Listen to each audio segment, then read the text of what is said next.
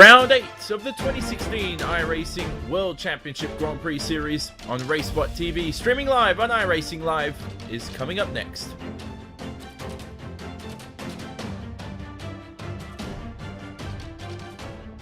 The 2016 iRacing World Championship Grand Prix Series is all about change. New teams, new drivers, new tracks, even a new logo. And oh yeah, there's a brand new car. After 5 years of competition, we say goodbye to the Williams FW31 and we say hello to the McLaren MP430.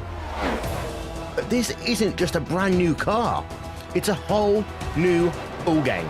And with it, we bring new excitement, new strategies, new technology. For example, energy recovery and drag reduction systems.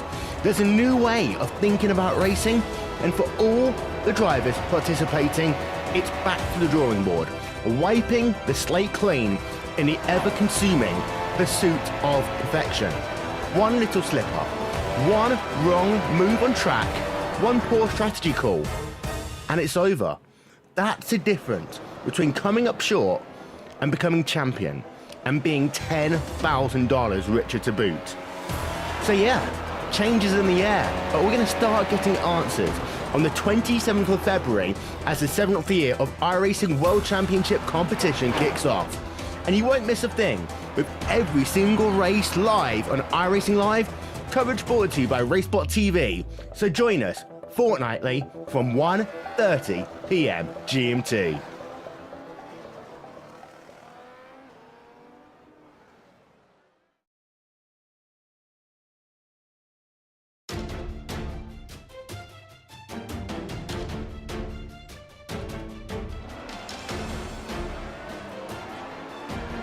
Welcome to the Circuit Gilles Villeneuve in Montreal, Canada, which hosts the 8th round of the 2016 iRacing World Championship Grand Prix Series. The 4.3 kilometer circuit, 2.7 miles, it's clockwise, 14 turns, only 6 to the left here, but 8 of them to the right, which will challenge the drivers for 70 laps of racing later today. That pit lane loss time is going to be crucial out there, whether it's 2 stops or 1 stops, very short pit lane loss time, and minimal elevation change too, very different to Silverstone and Watkins Glen from 2 rounds ago.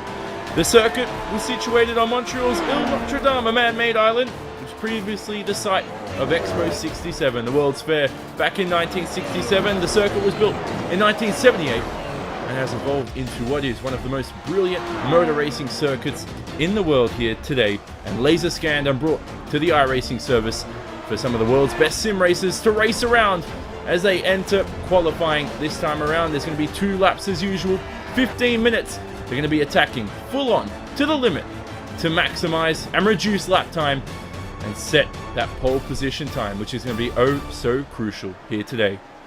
Good afternoon, everybody. Johnny Simon on hand in the commentary booth alongside Rachel Whiteford, Jake Sperry, Hugo Luis on cameras for us. And now, Rachel, after what was, well, has to be said, one of the most scintillating races in championship history at Silverstone, we look to restart everything here at iRacing's Laser Scan Montreal circuit. So the circuit Gilles Villeneuve is very tough, lots of bumps, heavy braking zones as well. Setup's going to be crucial. It's going to be an ultra technical circuit. It's a great challenge for the world's best sim racers here today.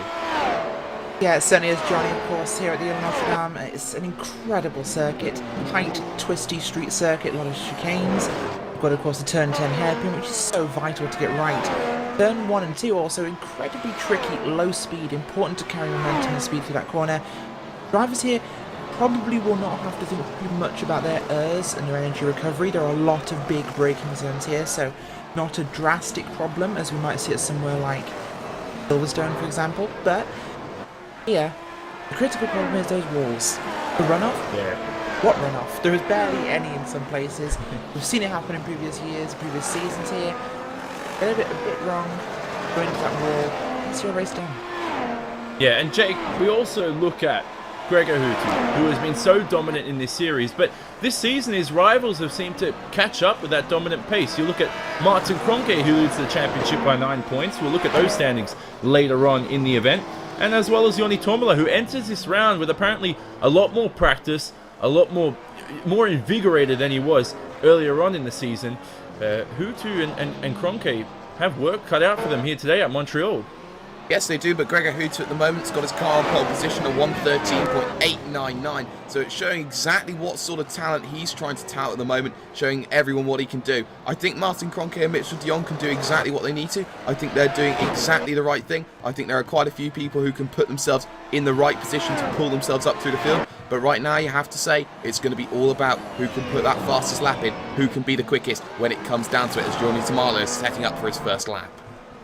Yep, so Joni Tomala begins his lap, and what he will do here is, Rachel, it's critical for him to, on his out lap at least, he needs to at least set a good banker lap, because right now we've seen drivers last round, they put themselves under pressure without that early lap in the session, as Tomala now wraps around the final hairpin and heads over to the final chicane. Yes, it does too much speed to carry to that final section there. Turn 10, big long straight here, of course. Pit entry, kind of tricky. It looks like it's straight off the track here before the final chicane, but you've got to turn that car in and get down to speed, of course. But the World Champions here, let's not forget, the final chicane, this has claimed its fair share of victims in the iRacing World Championship Grand Prix Series, Johnny, so drivers are going to have to be very aware. Yeah, so Tomala now begins his lap, attacks that first corner, throws the car into turn 2, hits the apex very nicely there, and smooth onto the throttle. Now he's looking for the track to grip up. We noticed this, Jake, throughout the sessions, is that the tracks just tend to grip up a lot more in iRacing with the more cars you have on track. 31 out here today, so we should see the rubber coming in nicely for some of the drivers come the end of the session, but there is 6.5 minutes remaining, so this lap for Tomala is essentially that banker we were talking about. Yes, most certainly you can see he moves all the way to the right-hand side, trying to cut off as much track meters as he possibly can into the next right-left. You can see perfectly on the apex, perfect there on the curve on the outside as he heads himself down towards turn 10. The lovely hairpin here. You can see on the brakes, very nice and tight. Does he hit the apex perfectly? Yes, he just touches that curve. Make sure he's in the middle of the track. Small kink left won't do anything. And now down the back straightaway, Johnny, you can see it's going to rubber up. It's only to his favour. Yeah, the Casino Straight, the ever so famous Casino Straight here at the Circuit Gilles Villeneuve. He has to attack and find his brake marker into the final chicane. Bounces over the curbs very nicely there, avoids the wall of champions, and then takes the shortest run to the line, staying on the right-hand side of the racetrack. And he goes towards P11 only for Joni Tomala with a 1:14.318. So currently Mitchell de Jong, who just set his pole position time with a 1:13.758. So that's all done for Mitchell de Jong in qualifying. He has pole at the moment. He will not be allowed to set another time. And then it's Hutu. And what about Marin Cholak there, Rachel, in P3? Yeah, great run from him, of course. One we've not really seen before, but a great run around the circuit, of course. It's been a street track, Johnny. It really does lend itself to certain drivers. Certain guys really have that je ne sais quoi. The street circuit technique is very important to get right. It's very different to a fast-flowing open circuit, and some people just gel with that style of racing better. Marin Cholak shown that he can do that. Yeah, wonderful stuff from him. For the Orion Racing team, made that switch ahead of the season. Saito, though, begins his lap. He's currently in P6 with a 1:14.229. He's 5th in the championship too, Jake. What a season he's had, Yuta Saito. He's made that switch to the Radicals Online team, and he's just proven his worth oh so well. So Yuta Saito looking for another improvement to his lap time. Maybe he can find it, who knows? He's already in P6. Yeah, he is, and he's really showing exactly what he can do. He's got the big names ahead of him, Kroenke, Hutu. You can see Mitchell de Jong on pole. You can see Marin Cholak doing well. And actually, big credit to Antoine Higeland as well for the Apex Racing team. He's up in P5 and showing everyone exactly what they can do. 2 Japanese drivers in the top 8 as well. Umeshima there in 8th with the same time as Olli Pakala himself. Saito now heading down towards the hairpin. Needs to make sure everything's right, Johnny, as he heads himself towards the end of the lap. He's looking to try and get that perfect time. He's only got to find half a second to be on pole. Yeah, so Saito right now, who heads towards the end of the lap, Rachel, he's going to have to attack that final chicane, and you can lose the lap here. You're not really going to gain much, but you can really lose the lap if you get this final chicane wrong. Absolutely, Johnny. If you bounce over those curves too aggressively, of course, it can unsettle that car, it can kill off some speed, and that really will kill your run to that final line. And across that one there, as Yuta Saito stays in P6, I believe, at the moment. But of course, one thing we need to look at here, different car last season, let's not forget, Johnny, it was in fact the Williams FW31. But as we're looking at that's Martin Cronk at the moment, he was last season's winner here at Montreal. Current pole sitter Mitchell de Jong, he crashed out. Gregor Hutu only finished third, so this track suits different people, as we talked about before. Can Martin Cronk repeat what he did last year? Will Mitchell de Jong finish? We do know this car has a lot more torque, and the brakes feel very different to the old car, so this is going to really affect how the race occurs here on the street circuit. This is the first circuit of its kind we come to in the season, so it's going to be really telling. I don't think we know what's going to happen yet, so it's going to be really cool to see. Yeah, we follow Martin Cronk on board to begin his final qualifying lap. 2 minutes and 42 seconds remaining. Suzuki Umeshima just set a time that's good enough for P4 on the grid. This is a man who lost the race with a few laps to go in 2014. Under pressure from 5-time world champion Gregor Hutu, but Cronk there very close to the wall. Seemed like he lost a bit of time. He attacks turns 6 and 7. He just looks to apply the throttle, not lose the rear end through here. On towards turn 8 and 9, braking under the bridge, looking for that braking zone. Nice and aggressive from Cronk, flows through the corner, clips the inside curb there, and then that final hairpin. Right now, very bumpy. Make sure you clip that inside apex as Jake spoke about before. Nice and easy on the throttle, very smooth. You have to be aggressive, but you have to be patient. It sounds contradictory, but it works hand in hand. As Cronk now heads towards the end of the lap, he needs a good lap here. The championship leader attacks the final chicane, throws the Coanda SimSport car into the corner. Oh, nice drifting through the final corner, but does that help his lap time as he crosses the line and searches for pole position? Only good enough for P3 for Martin Cronk, but he does improve, and it does put him behind Mitchell de Jong and Gregor Hutu on that front row, Jake, which is critical for his lap time, for his grid position, excuse me.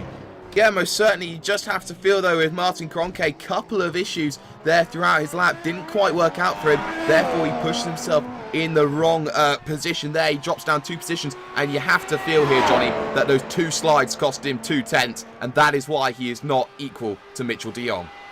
Yeah, I'm very surprised as well, Rachel, with the NX Racing team, because I mean, Yoni Tormula, Isaac Price, 2 guys we expected more out of, as Dion Burgess now comes towards to finish his lap. Currently P28, improves 5 positions to P23, so good stuff from Dion Burgess towards the end there. But Tormula, who we were expecting more from, has not been able to really put in that time we expected.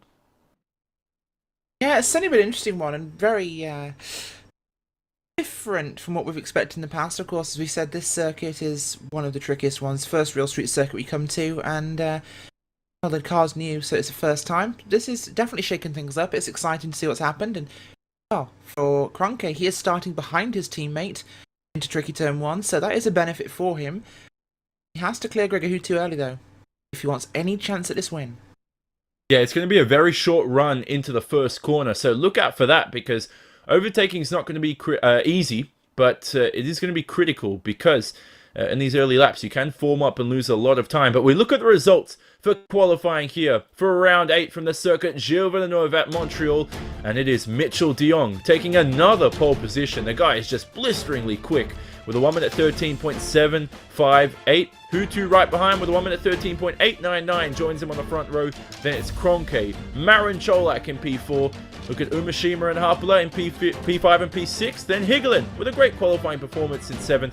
Olli Pakala down there in 8th. And then rounding out the top 10, it's Dinkel and Saito. Look at Carroll and Simpson in the Apex Racing UK cars right behind. The Australian Riley Preston in 13th. And then the Finn, Yoni Tormula, the man who's taken 2 race wins this season, down there in 14th. You can see the rest of the results on your screen as well. Dion Burgess down there improving to P23 late in the session. Vincenzo Amico gets himself up into P27. And good to see Riku Alatalo racing out here today. He will start from the last position, P31. Probably hasn't practiced much, but he'll get his experience as he goes along throughout the event here today. Join us for post-qualifying coverage and pre-race coverage coming up next year. You're watching round 8 of the iRacing World Championship Grand Prix Series live from the virtual circuit Gilles Villeneuve in Montreal.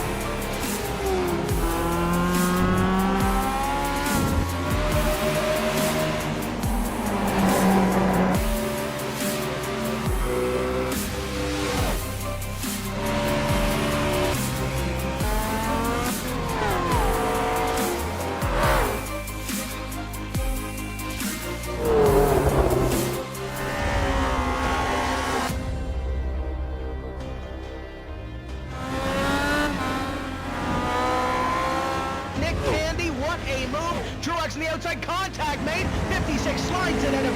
Who's going to be at the stripe? Dead even, give it to Ryan Truex. Truex is your winner over Tandy.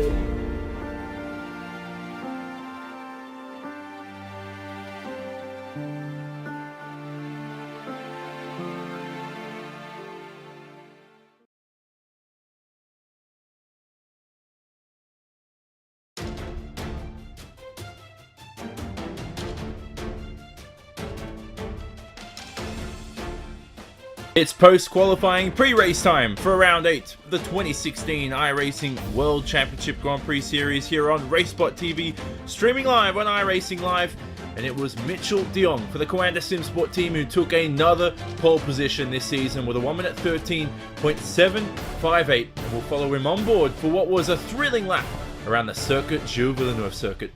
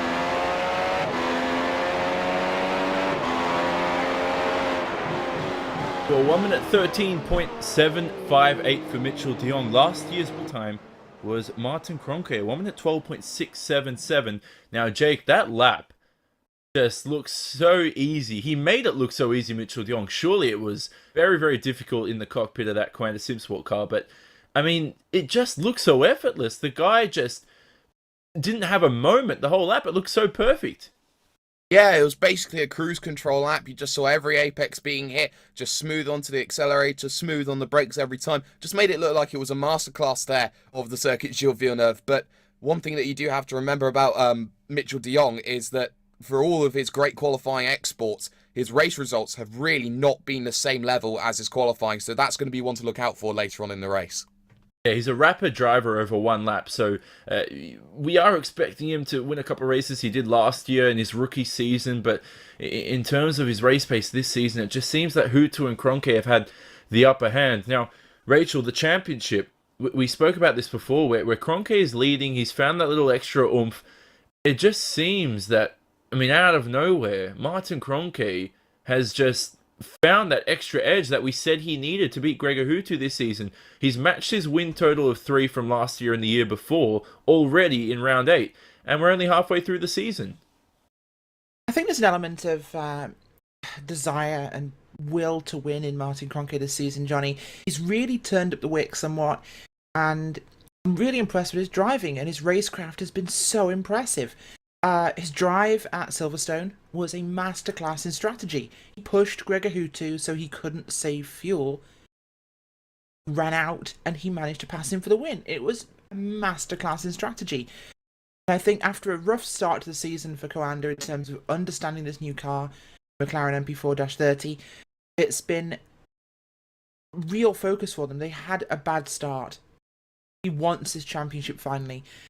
And last time we changed car to, obviously a new car from the Dallara IRO5 in the first season to the Williams FW31, Coanda driver did win that first season in the new car.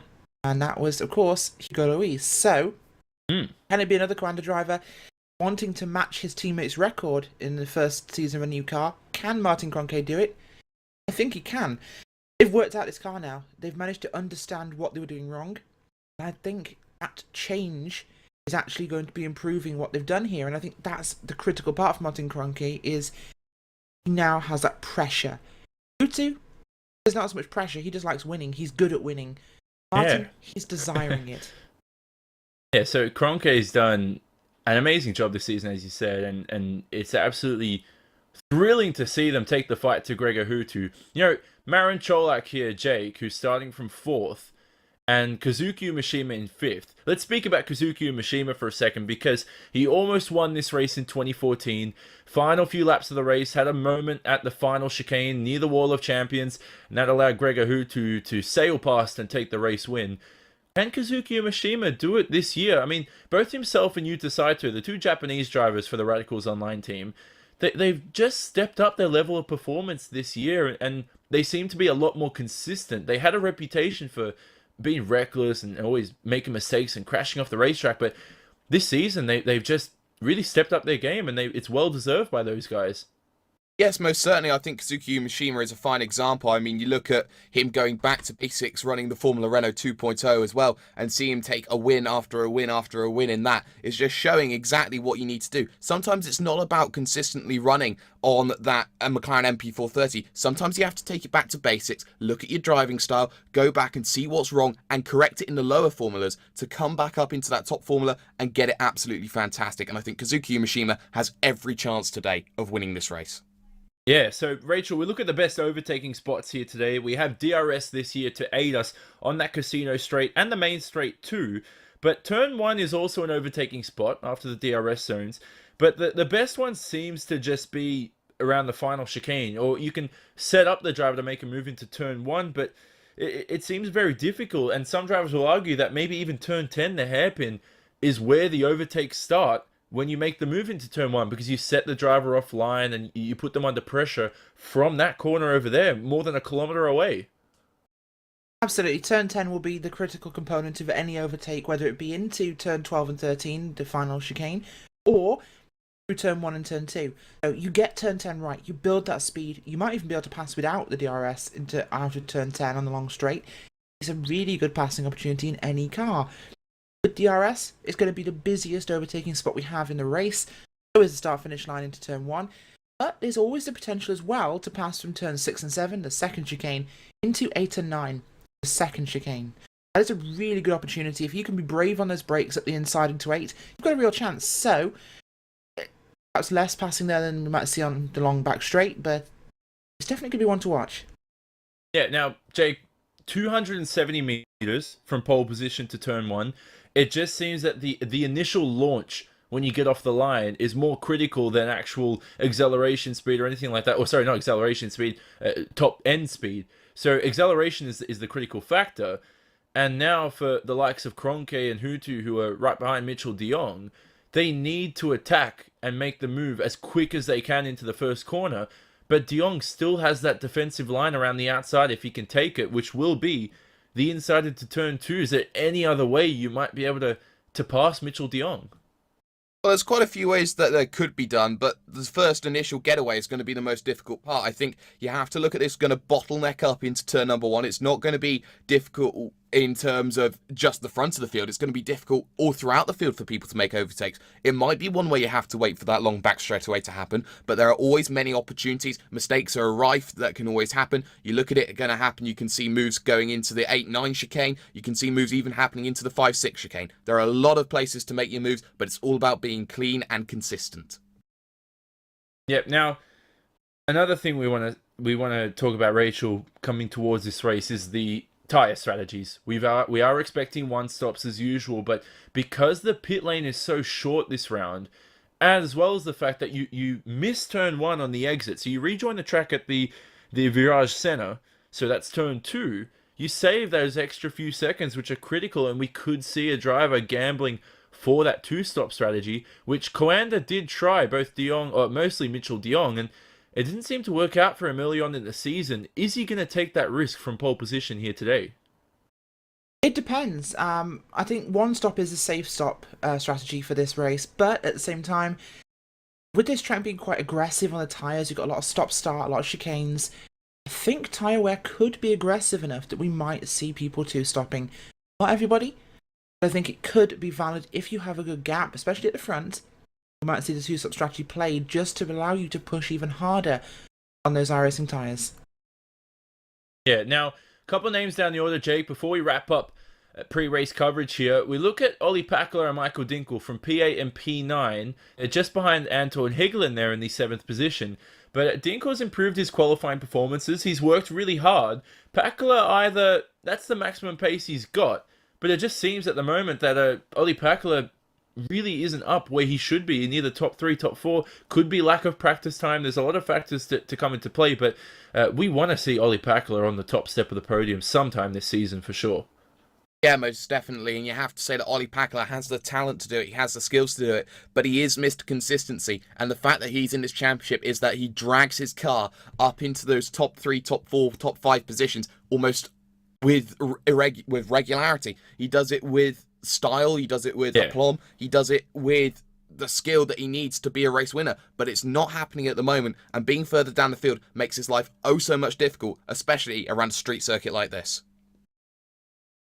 Yep, so RaceSpotTV Primetime returns in a few weeks, so you can vote for that at racespot.tv/primetime. We'll talk about a bit more about that as we join the race in a few minutes' time. Do not leave us. You're watching Round 8 of the 2016 iRacing World Championship Grand Prix Series. We'll be back after these messages.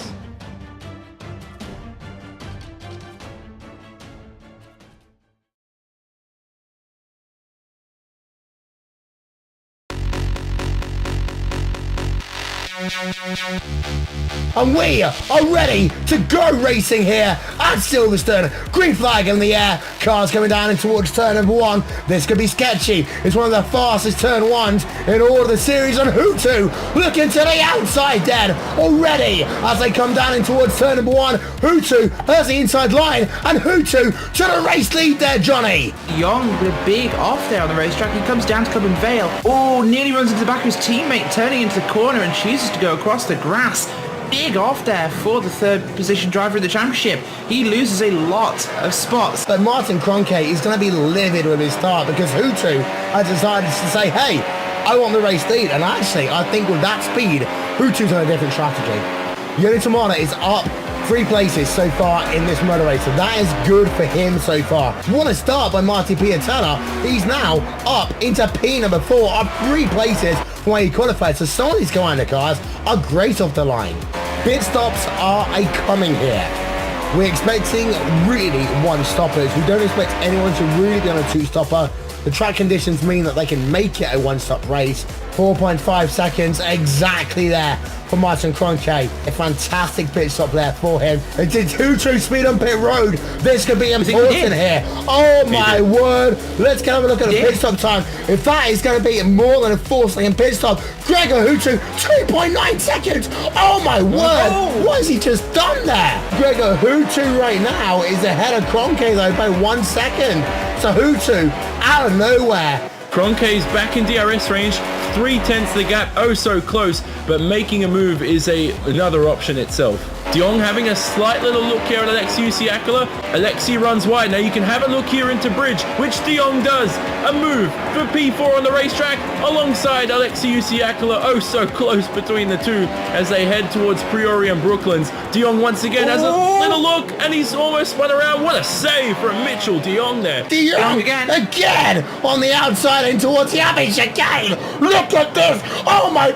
pass of the season right there, if he can hold it. Oh my word, Mitchell de Jong is trying to do the impossible. He can't make it work, but that could well have been Johnny. Pass of the season, back down to the inside. I don't even care how this is going right now. Oh wow, what an attempt by de Jong, but he's going to have the exit here into left field. Oh, and he blocks the door off the racetrack. Oh my word, it ended in tears. Mitchell de Jong into the barriers. Well, there's another one. Yeni Tomato is right behind Peter Berriman now. He's closed up Rachel 2 seconds in 4 laps. Oh, and Tomato there gets a little bit loose on the exit of the club corner. That will give the opportunity. There we can see battle for position, and Peter Berriman loses his podium position, or will he? They'll be side by side as they head themselves down in towards club corner, and not club corner, bridge corner even, and Berriman will lose that position. Yoni Tomato up into podium position, and Rachel, that is so important for his World Championship campaign. You know what, Johnny? This is coming right up to one of the best World Championship races we've seen in all time. It's right up there with Interlagos earlier this year, which we crowned the best World Championship Grand Prix Series broadcast of all time. This has been fantastic. Like Kroenke, very loose down towards Brooklands. Look at this. Martin Kroenke, as close as he ever been there, into the average chicane, and Rachel, that's 2.5 tenths of a second right now. He's gained all the time. He lost last time by 1 and a bit laps to go. Can he do it? Kroenke versus Hutu. This is really one for the ages. And it's the final lap of the race. Can Kroenke do it? He gets himself a good run, Rachel. Down the hanger straight away. That DRS is going to be wide open right now. Can he do it? The answer's going to be he's close, but not quite close enough. Or will he be? He will try. Because we're back on board of Martin Kroenke. He looks at the average chicane. Oh my word! Final lap of the motor race. Martin Kroenke to the race lead. And we've never seen a final lap pass than this, but Martin Kroenke leads with just a couple of corners to go. Hutu's out. Hutu's out. Oh my word, he's out of fuel. Martin Kroenke is gonna win this motor race. What a finish here in Silverstone. Martin Kroenke will win round number 7 of the championship. And have you ever indeed, Martin Kroenke, he wins out. Oh my word. Who to make it? We don't know. There's Gregor He's Hutu. crawling. He's lost it. Oh my word, the month of May kicks up again. Gregor Hutu. I don't care, I've lost my voice. Close enough. Hutu, second place, crawling across the start finish line. Look at this. Have you ever, Rachel? Have you ever? Never. What a race.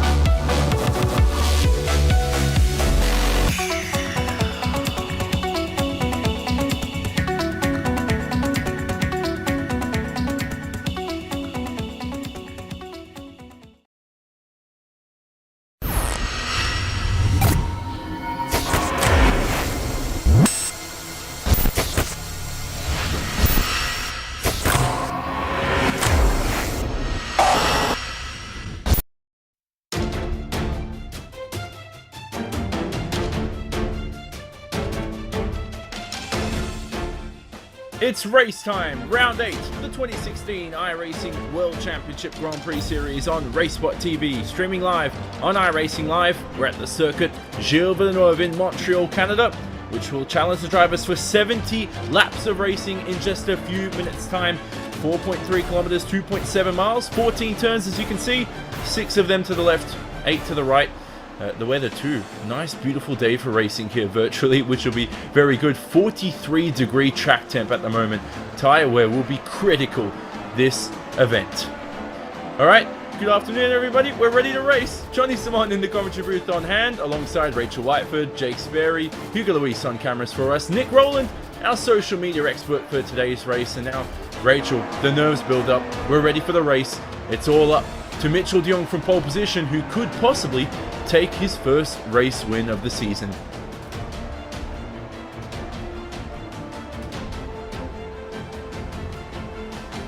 Jake?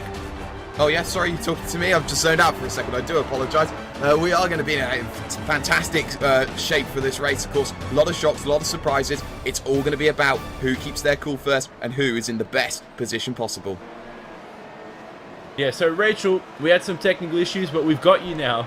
And we speak about the race. The run into turn 1. Now, we talked about it in pre-race coverage.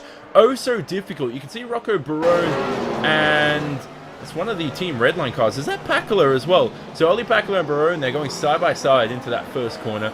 It's going to be so critical in these early laps to avoid contact and avoid the early damage as you form up into formation. And is, of course, these first lap here will be really tricky to get right. But these guys can do it. They've done it before, so not a huge ask. At the same time, though, everyone will be scrabbling for position early on because it's so much harder to pass the later we go in this race. So RaceSpotTV Primetime returns in a few weeks, where you, those love sim racing, get to choose which iRacing series we broadcast 2 nights a week. That's on Wednesday and Friday. We recently had the Kia Cup and the Formula Renault 2.0 series, so vote again. You can vote for Season 3. Find out more and visit racespot.tv/primetime. Live timing will also be available this event at racespot.tv/timing. It's going to be a good one, Jake. Your final tip for the win. You know, I always go with Hutu just because it's the logical one to go to. He wins half the races.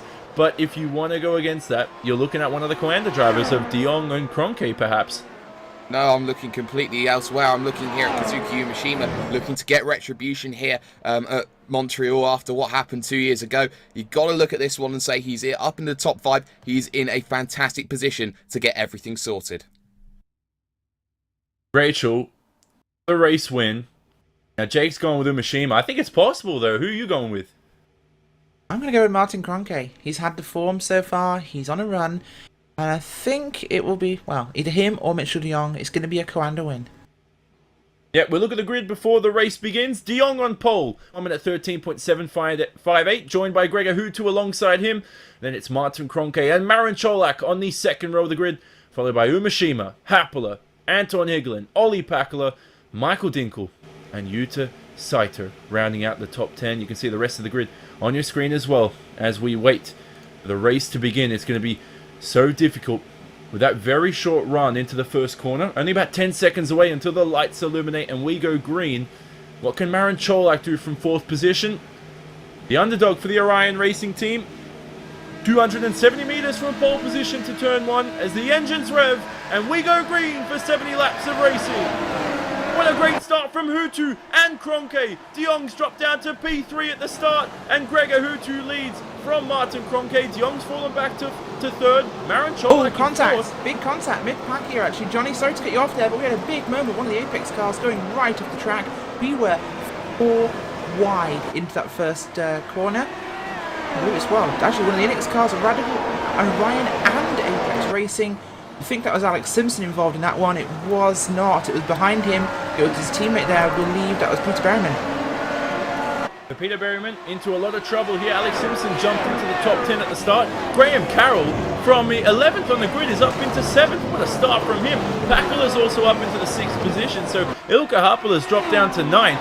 Lots of switches out here, but it is Gregor Hutu who leads down into the hairpin. Anybody having a look to make a move here? Marin Cholak, all set stone in the 4th contact, position. I believe Pakula involved. And that's Kazuki Umeshima as well, turned around at turn 1, keeps the car going, but he has dropped 3 or 4 positions there, Johnny. Yeah, Pakula had a look up the inside, we saw that. Now here's Higelin having a look at Graham Carroll around the outside into the final chicane.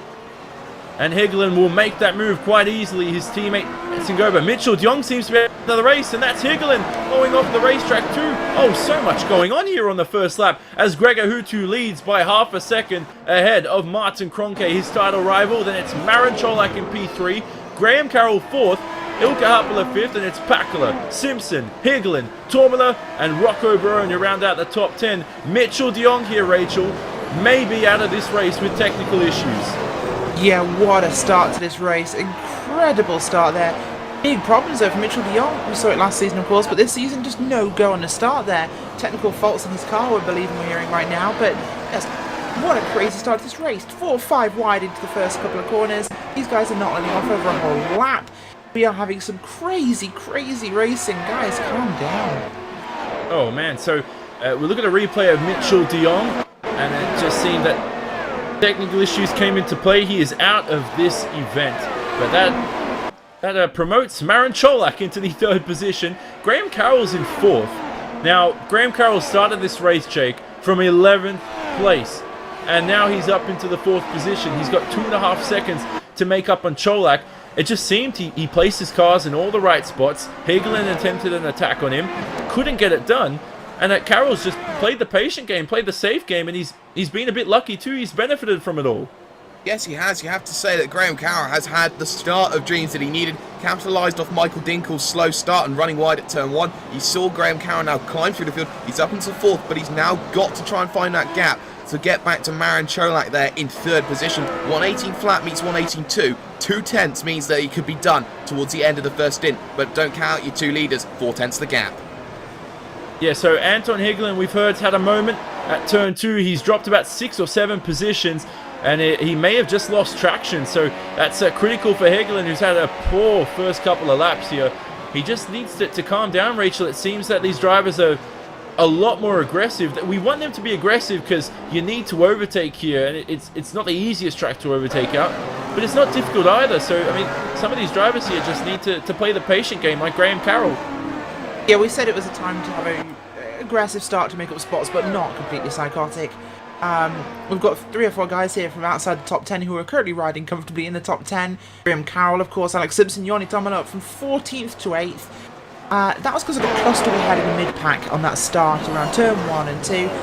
3, 4 and 5 wide into turn 1 of Montreal. I wish someone would tell me, as we have one of the cars from, I believe that's Coanda, off the track there, going across the final chicane.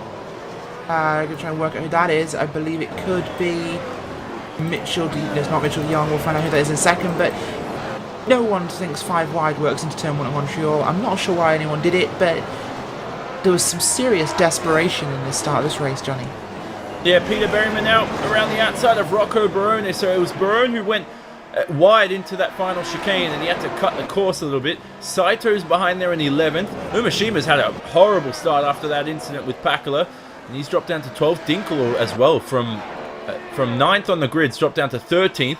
Hagelin from 7th to 16th with that spin, so seems that it's gone either way for some drivers. Harpala, though, Jake, has recovered from his poor start. He's up back into the 5th position, so wonderful stuff from Ilkka Harpala. Yeah, most certainly. He's had a fantastic getaway, and he's certainly, well, a poor getaway, but he's getting himself back into position, using the luck of the track and just making sure that he's getting it there, as I can't quite get my words out. Trying to chase down Graham Carroll right now. It's always going to be a challenge to catch down such a quick driver as himself, but now you've got to look at Marin Cholak here, starting to fall off the back of these top 2, and now you're starting to see everyone start to hit their marks. Yeah, so lap 5 of 70 as Hutu crosses the line, and he only leads by a few tenths, so DRS coming into play, and it just, at the moment, Kroenke's keeping with Hutu and Rachel. I have a feeling, and I don't want to call it early, but Silverstone comes back to mind, where Kroenke was just hounding him all event. Will we see Hutu just struggle to save that fuel? Surely he's learned his lesson to maybe put an extra litre in that car this time around. Well, we think that's exactly the case. He said he miscalculated on how much he wanted to take at the start of the race with that team, but probably going to carry a little more fuel for safety this time. This might have actually weighed against them psychologically. They might be carrying more than they need. If Martin Kroenke can pressure him, we could see a difference here, of course. We know Hutu is the master of dealing in the outlap, especially at a technical course like this. He really is doing well, but well, that gap is not big. In fact, DRS will be for Martin Kroenke this time by 0.3 of a second. Here we go. Yeah, we'll look at a replay of the start now. Oh, actually, on that note, Kroenke here is having a look at the lead. He goes straight past Gregor Hutu. Martin Kroenke into the lead. What a move there. And now he leads on lap 5 of the event, but Hutu could fight back here. I don't think he's going to have the DRS though, so Kroenke can defend that first position, and Kroenke leads as he begins lap 6 of the event. An early pass for Martin Kroenke. Hutu needs to maintain into that 1 second range to make a pass back, but finally we'll look at the replays at the start now. A hectic start to this event, Jake. Yeah, most certainly. You can see the incident that's gone on down at turn number 1. Peter Berryman involved, and well, you never want to go 5 wide into turn number 1, but you have to say, Johnny, it's just one of those things where you just got to be careful, just got to be there fighting at the end, but you don't want to lose it all at the first corner. And well, for a couple of drivers, they lost all their chances. Yeah, so which driver's going to save their tyres in this first stint? You'll see that come into play. We're expecting 1 or 2 stops here today. One stop's been the logical option to go with all season, but at this track, with the pit lane being so short, we could see a couple drivers take the risk. So I was hoping Mitchell de Jong would do that, but after his technical issue, he will not be racing in this event. Those DNFs out here today, as we look at a couple of battles here. Rachel Dinkel up the inside of Umeshima, or Saito, I think. Yeah, actually, I was just going to mention quickly Gregor Hutu and Kroenke. Kroenke has made a massive gap over Gregor Hutu at the moment. Hutu actually wobbling a little bit a few times, especially off turn 10, which cost him a huge amount of time. That time now was 2 tenths per second, now 1.4. Kroenke is setting off into the distance, but as we talk about Umeshima, of course, that is an exciting battle back there in the 11th position. Radical's car there fighting with Rocco Barone ahead of him and Dinkel behind him. He's got clear of him, so no major issues there. It is to fight for Rocco Barone and that number 9 Grand SimSport machine, though, that will be the real challenge next. The Radical's online driver. Yep, so Benjamin Lindsay, Mitchell de Jong, Riley Preston, all out of this race. Jorge Montañez is there in the 29th position, is lagging back a little bit after being involved in a few first lap shambles and avoiding incidents every now and then. But Umeshima, there's 3 tenths behind Rocco Barone here as they exit turn 7. On the run down to turn 8, very optimistic move if he makes it. But it is Kazuki Umeshima, and we've seen everything from this guy. One of the most entertaining drivers on this grid. Will he throw it up the inside into the hairpin? He will have DRS though. That's the patient move you need to make, Jake, as Umeshima breaks for the hairpin. Coasts through the corner, on the throttle nice and smoothly. The car wobbles ever so slightly as he fights for traction on the exit. Can he make a move past Barone? I think Barone's a lot closer to Peter Berryman here. Yeah, I think so as well. Kazuki Umeshima, despite being almost the samurai of the field, here just working his way methodically and tirelessly through the field right now. You can see he's not got everything at the moment. He's looking to try and push. Major issues apparently for Gregor Hutu as he's heading through every corner. He seems to be really struggling right now. He's dropped another 3 tenths in that respect. And again, you can see he runs incredibly wide on the curves and now heading himself in through 5, 6 and 7. Yeah, it's an issue for him in cornering in that red line car, of course, there, Jake. He's really struggling on the slow speed corners. He has next to no grip. Traction on that car is really bad. It's most emphasised in turn 10, of course, which is the hairpin at the bottom of the circuit, which, of course, is critical to building a fast time down that straight, the casino straight. He is really struggling. We're just going to have a quick look at him this time by, of course, as he arrives at the casino hairpin. Look how far he tracks out, really wide, trying to get a good hookup. That was a little better than last time, but he is really struggling to get a good line through there, and Marian S. Kolak is actually catching him. Yeah, so Hutu's already lost 2 tenths in the relative times on the exit of turn 10. So either Kroenke is super through there, or Hutu is struggling, so it could be one or the other. But Cholak this lap, so Kroenke will cross the line, and he will set a 1 minute 17.668. What a lap from Martin Kroenke. Then it's a 1 minute 17.9 for Hutu, and Cholak loses a couple tenths compared to Gregor there, a 1 minute 18.2. Behind them, Carroll also sets a 1 minute 18.2. Now he's got Ilkka Haapala just within the 1 second range here. Graham Carroll has to watch out here, Jake, because Haapala in that DRS range could be a huge threat in the Orion Racing Team car, especially since Marin Cholak's in P3. Orion doing really well here at Montreal. Yeah, Ryan really connecting here with this circuit, Gilles Villeneuve. You can see it with Hapley, you can see it with Cholak. Tim Carroll's done a brilliant job to get himself up there, but now he's got to start looking in his mirrors. Ilkka Happler is one of the quick boys, and he'll be looking to try and push himself through into the right-left chicane. They come along of what is turns 8 and 9. On the run to turn 10, you can see Happler not close enough this time by, but it's one that is surely going to develop in further laps. So Haapala breaks for that hairpin, clips the apex nicely there, and using a bit of the curve there on the exit. That's turn 11. I don't know why that's a turn, Rachel, but they consider it a turn. It's a small little kink, you could say, on the run down to this final chicane. Now the final chicane is oh so difficult. And I always mention that with setup you can be consistent, but it's really a driver's track, or a driver's turn at least, through that final chicane, because you could be into the wall of champions, or you could gain the few tenths that you need. Yeah, you certainly could, and it's of course critical to watch out for tyre wear, and this is something we've seen over the start of the season. I'll talk about Martin Kroenke as an example, of course. The Coanda cars really struggled on tyre wear at the start of the season. their setups were not dialed in quite right. Since then, we've noticed a performance increase where they are pushing harder and harder and harder and not dropping off. This appears to be the case again, perhaps even more aggressively in favour of Coranda here, because their cars have really worked to understand the tyre drop-off in these vehicles, and it's a major benefit. Of course, Hutu no longer being caught by Marinus Kolak, but Kronke is still widening that gap. I'm not sure if Hutu is running a heavier fuel load, perhaps one stopping versus Kronke's two. Not sure, could both be on the same strategy, but at the same time, it's definitely the cars look different in the slow corners.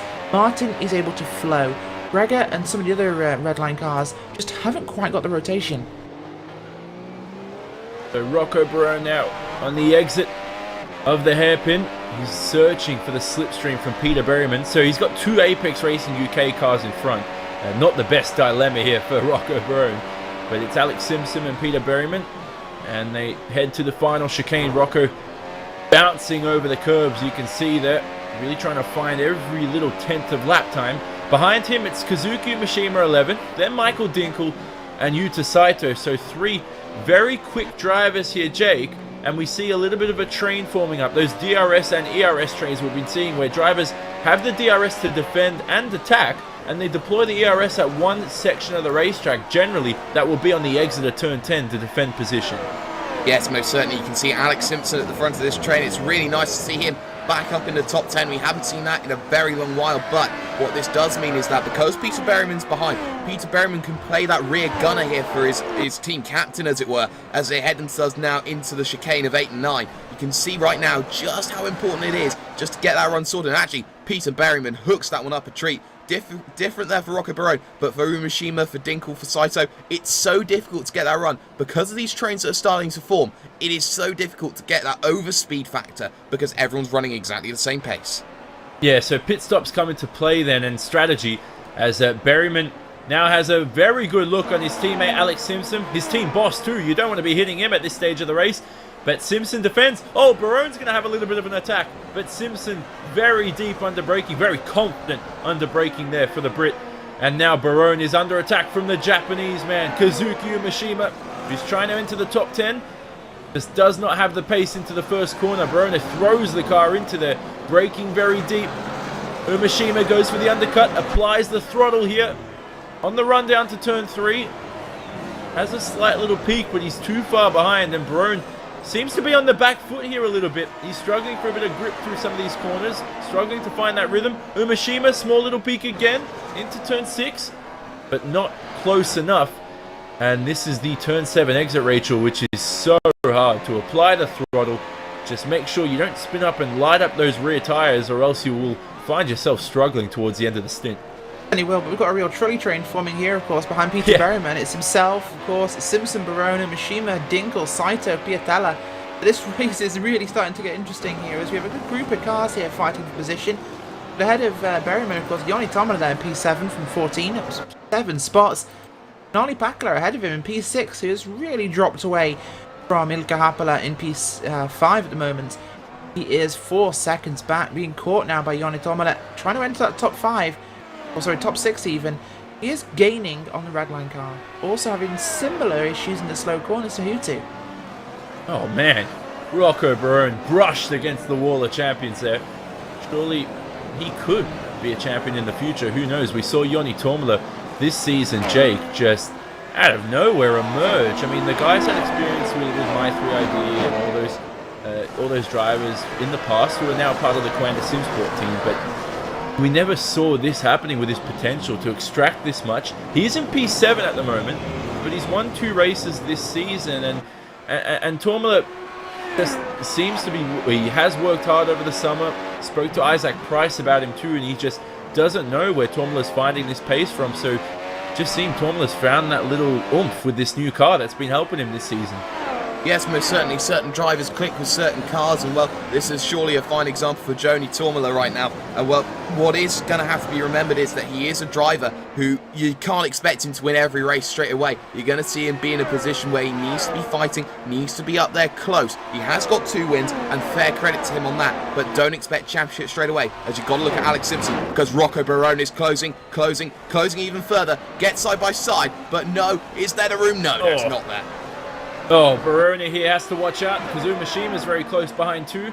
He's going to have another attack into turn 1, the second DRS zone. Creeping up to the Apex Racing team boss, but not close enough for Rocco, who comes into this series with some good results in the past. Hasn't won a race though in the iRacing World Championship Grand Prix series. That winners list constantly expanding. Oh, what an exit out of turn 4. Oh, go for a look up the inside, Rocco. Go for it. He does. Has a little peek, but Simpson closes the door into 6. Oh, confident driving from the both of them there, Rachel. And Rocco Barone seems to have the upper hand at this stage, but Simpson has the confidence. Absolutely, Johnny. This is a great battle at the bottom end of your top 10 here. Of course, Alex Simpson doing a good job leading this gaggle of cars between himself and Peter Berman, his teammate. So Alex Simpson playing a very comfortable rear tail gunner there. As Barone could look for another run here. He's close enough to be in range. He's a good exit from turn 10. And you get it, a bit of a wobble behind by Omashima. But it's a great run by Barone. Expect a DRS pass here. Of course, they get that DRS within 1 second, Johnny. But half a second where you need to be to get a pass done. He was there. He has done it comfortably. This is our big passing spot. Well, Rocco Barone shows us how you do it. And you'll still have that DRS here because he activated it out of 10. Watch him pull away from Simpson as he will secure that spot and go after his teammate Berryman. Yeah, I was watching out for Simpson because he did not have DRS, and Kazuki, we know how aggressive he is, was right behind in P11. So Barone moves himself up into P9, and that train is still... So it's Simpson, Umashima, Dinkle, and then Piatella. Saito's dropped back a little bit from this group here. But Martin Kroenke last lap. Oh, get out of here, Martin. 1 minute 17.7. Over 3/4 tenths faster than anyone else in the field. He's extruded that gap from P1 to P2 to 4 seconds. Kroenke's pace is just amazing here, Jake. It could be on a 2-stop strategy. If he's not, this is just amazing from him. Yes, most certainly. You've got to remember the lap that he got past Gregor Hutu. He set the fastest lap of the motor race and did a 1:17.562. Kroenke is flying. He is gone. And, well, no one's going to see anything about it. See you later. But you just got to remember right now, Alex Simpson as well. He's lapping a second slower than his fastest lap at the moment. And he's going to be bait again for Umashima here. As they head down the back straightaway once again, you can see Umashima closing that gap more and more and more. But I think he's just going to wait on it this time by not going to make the move down into the right left to the final chicane. Yeah, so Tormola's gotten past Olli Pakala.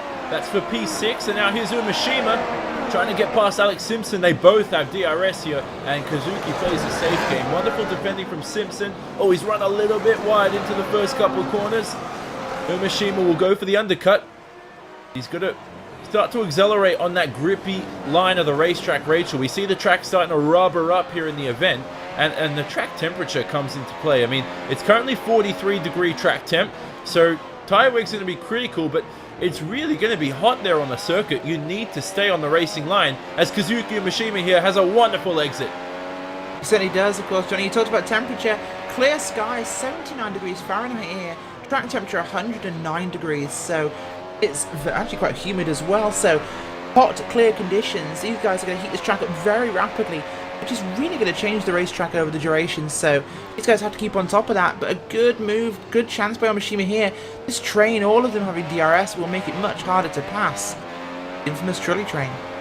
Yeah, so Barone has got past Peter Berryman, and he's up into P8. But can Kazuki have another little look here at Alex Simpson? Creeping up to the final chicane. He just doesn't have the straight line speed as they slam the brakes and throw the car into that final chicane. And now Simpson should be able to defend. This time around he does not have DRS. Kazuki should have maybe used the slipstream here. Under braking again, he's still not close enough. So the gap between P1 and P2, if you're wondering, it's 4.1 seconds between Martin Kroenke and 5-time world champion Gregor Hutu. And Marin Cholak here is driving the race of his career in P3. What a performance, Jake. And he has World Touring Car Championship experience out there outside of the virtual environment. So it goes to show that it translates either way here, virtually and physical wise.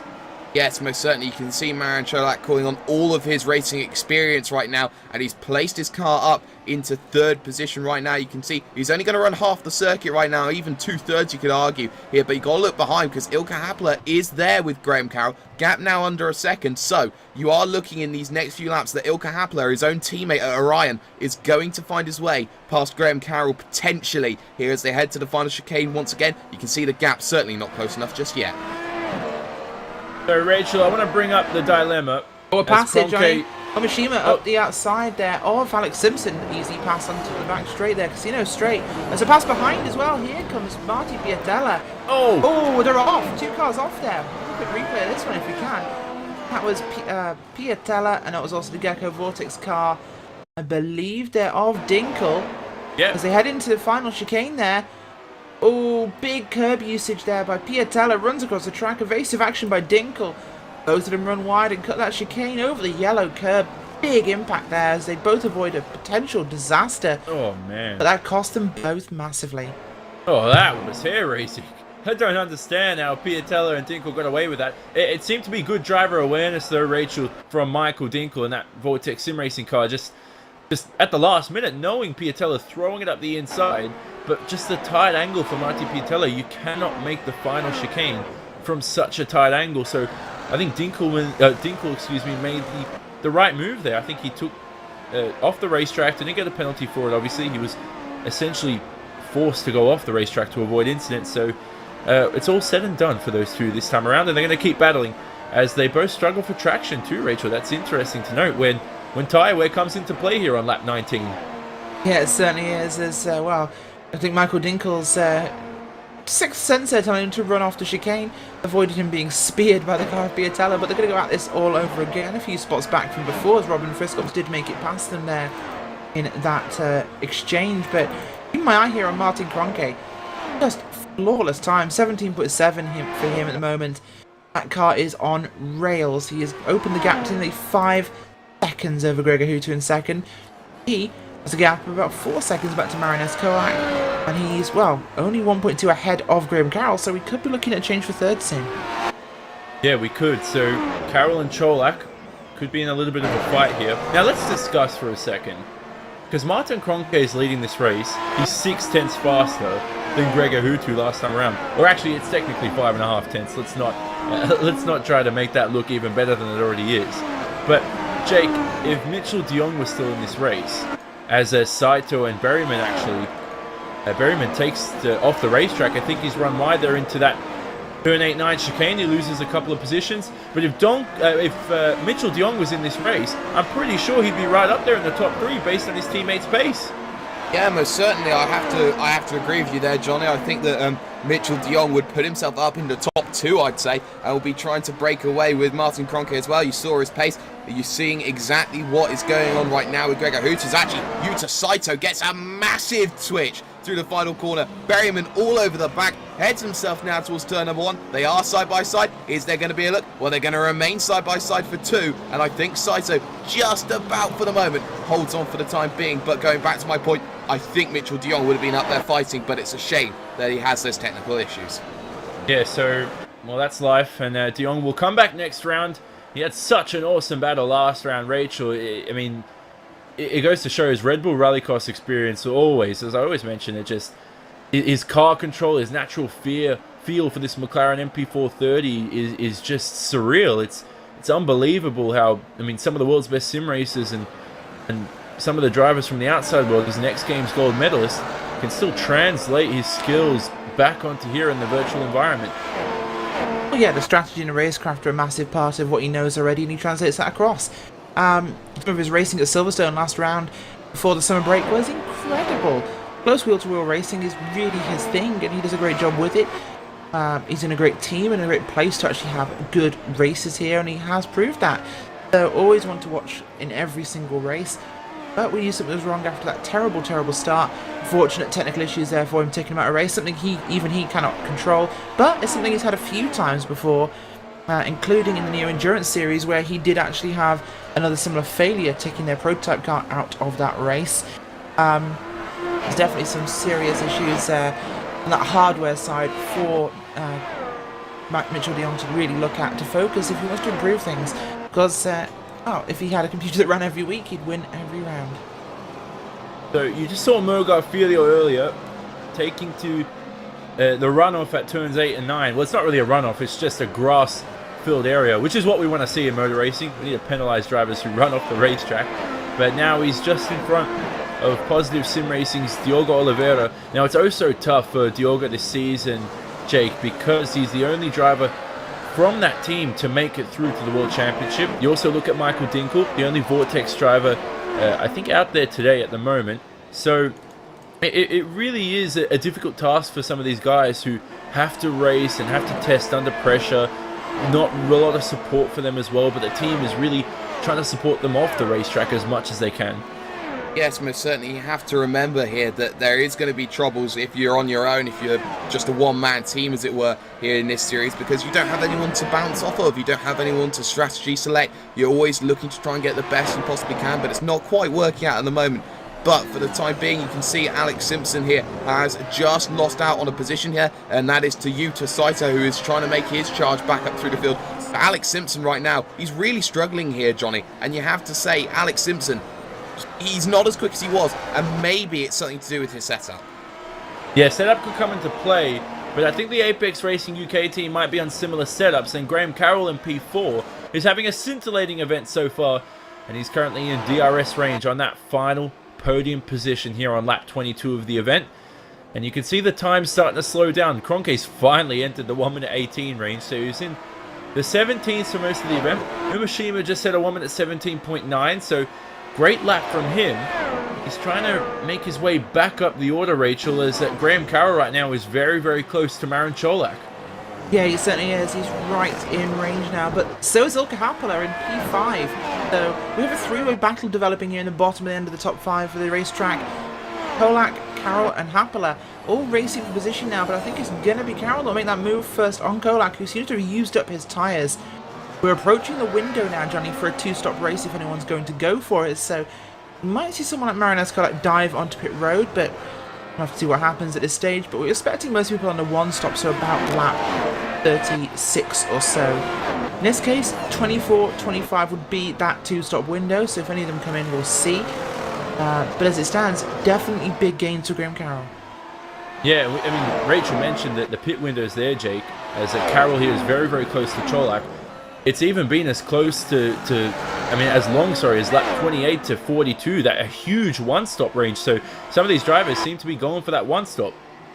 Yeah, most certainly. I think the one-stop might be the strategy that pulls out in the day. You know, it is a shorter pit lane, so the two-stop becomes more viable, but I don't think that the time is cost-effective, in my opinion, for a two-stop to be the right decision. I think that Marin Cholak's doing the right thing, staying the long game, but I think at this stage in this race, I think between the three of them, Carroll, Happala and Cholak, it's going to be about a game of chicken and who blinks first. So RaceSpotTV Primetime returns in a few weeks, where you, those who love sim racing and love our primetime coverage, we had the Kia Cup and the Formula Renaults this past season. You can vote for the new season, Season 3, and what you want to see there, as Carroll gets very close to Cholak here.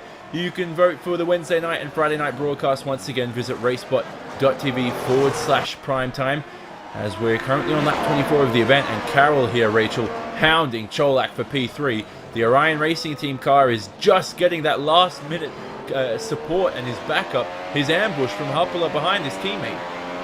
Yeah, that's really going to help him actually if his teammate can get here involved and fight with Graham Carroll, but it's going to be a tricky one to see if he can. The gap is definitely wider between Carroll and Happala.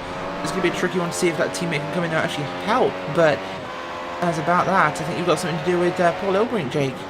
Yes, I believe Paul Ilbrink's just come in for a stop, and I believe that he is going to be one of the few drivers to try and do the two-stop to see if it works. Of course, he was far back down the field, but I find that really intriguing right now because he's come out of a massive pack to do with Mang and Verges, Thelio, and all that lot, and he'll be looking to try and get that advantage on them with a two-stop strategy later on in the race, I think, Johnny. Yeah, he might have had damage though, because that was an 11.7 second pit stop, so he might have been forced to come into the pits. Could have hit the wall at some stage during the laps. He's coming again, and that car just looks totaled. Oh, that's game over for Paul Ilbrink. Oh, say goodbye to that one, and his race is all but over.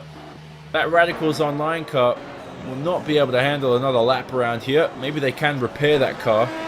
But unfortunately for Paul, his race seems to be effectively over for any competitive result. Back to that battle, though, for the final podium position. Cholak, Carroll, and Hapler, all within DRS range of each other. Now, we look out for Yoni Tormala here, Rachel. Sorry, Johnny. Yep. Just to point out the issue with Paul Ilbring. That was actually involving the TNT 95 car there. That was the lead driver of Tomo Meglic. Yeah, he had a big crash into turn 8. Oh, and here's Carroll, though. We'll speak about that in a second. Very close to Cholak. Cholak has to take a minor defensive line. Breaks a little bit offline. It's cost him on the exit, but he gets the traction nice and early as he straightens the car a lot earlier than Graham Carroll. But Carroll has the slipstream, flicks on DRS here on lap 25 of the event.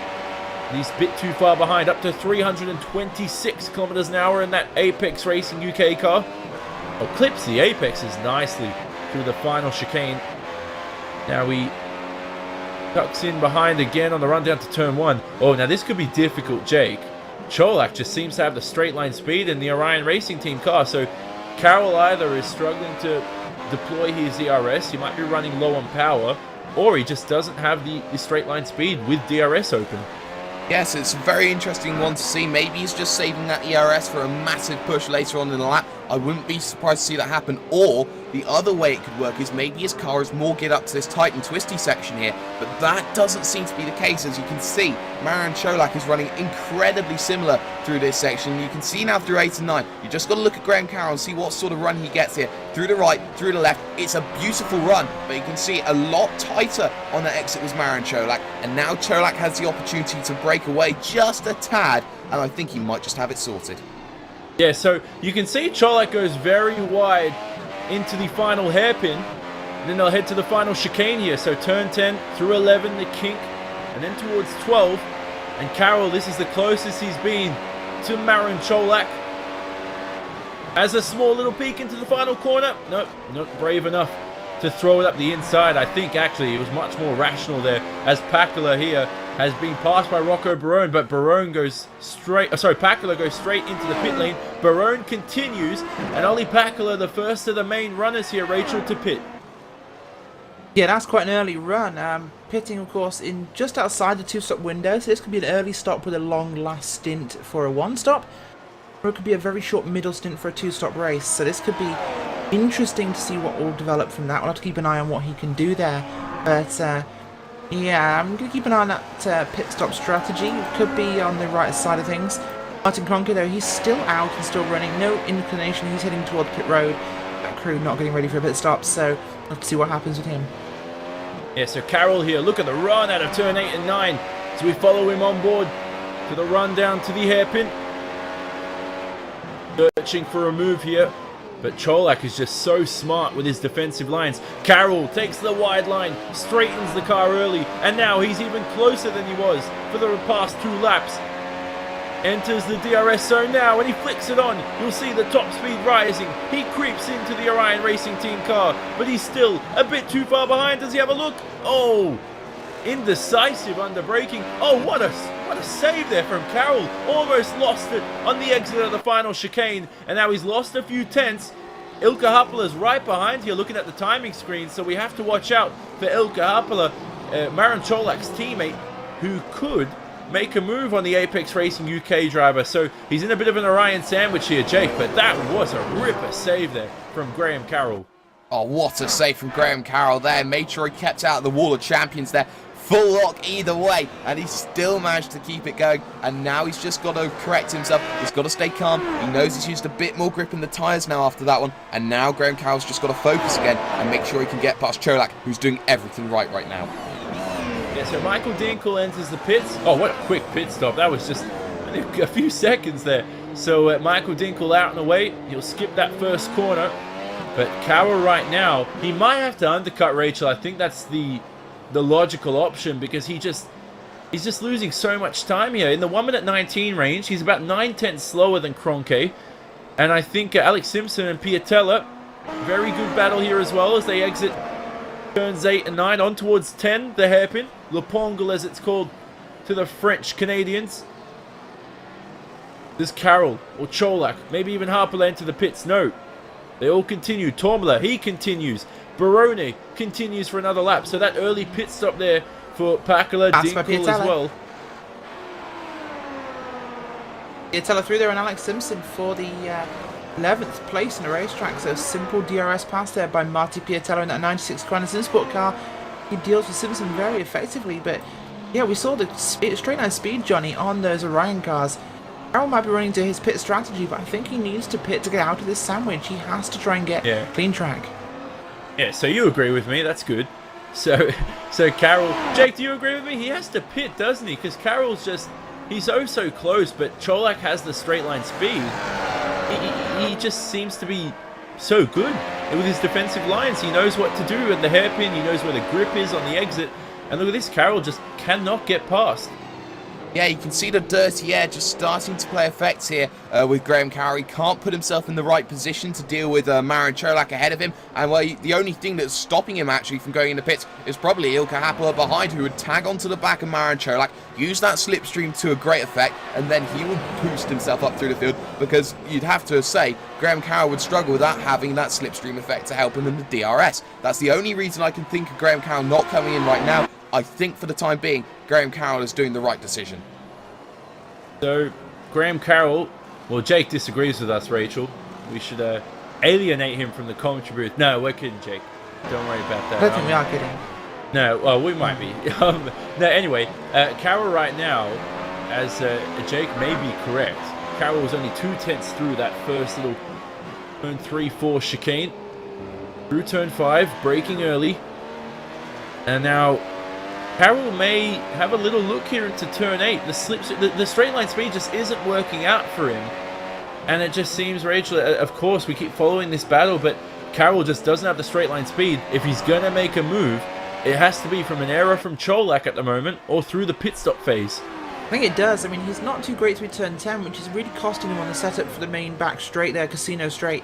Just hasn't got the run he needs, of course. He just lost a lot of speed there, you'll see this time by. That is literally every lap. Turn 10, he's super slow.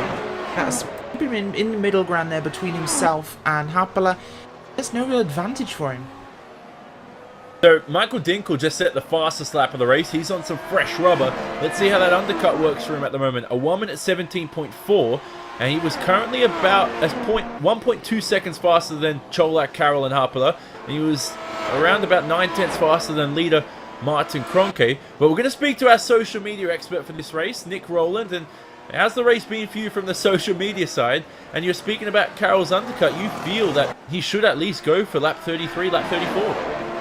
Yeah, it's been pretty eventful, and Twitter's been pretty fun with Kawanda, SimSpot in particular. But yeah, you guys were saying about pitting in it and getting out of that traffic. He's actually maintaining his gap pretty well on both sides.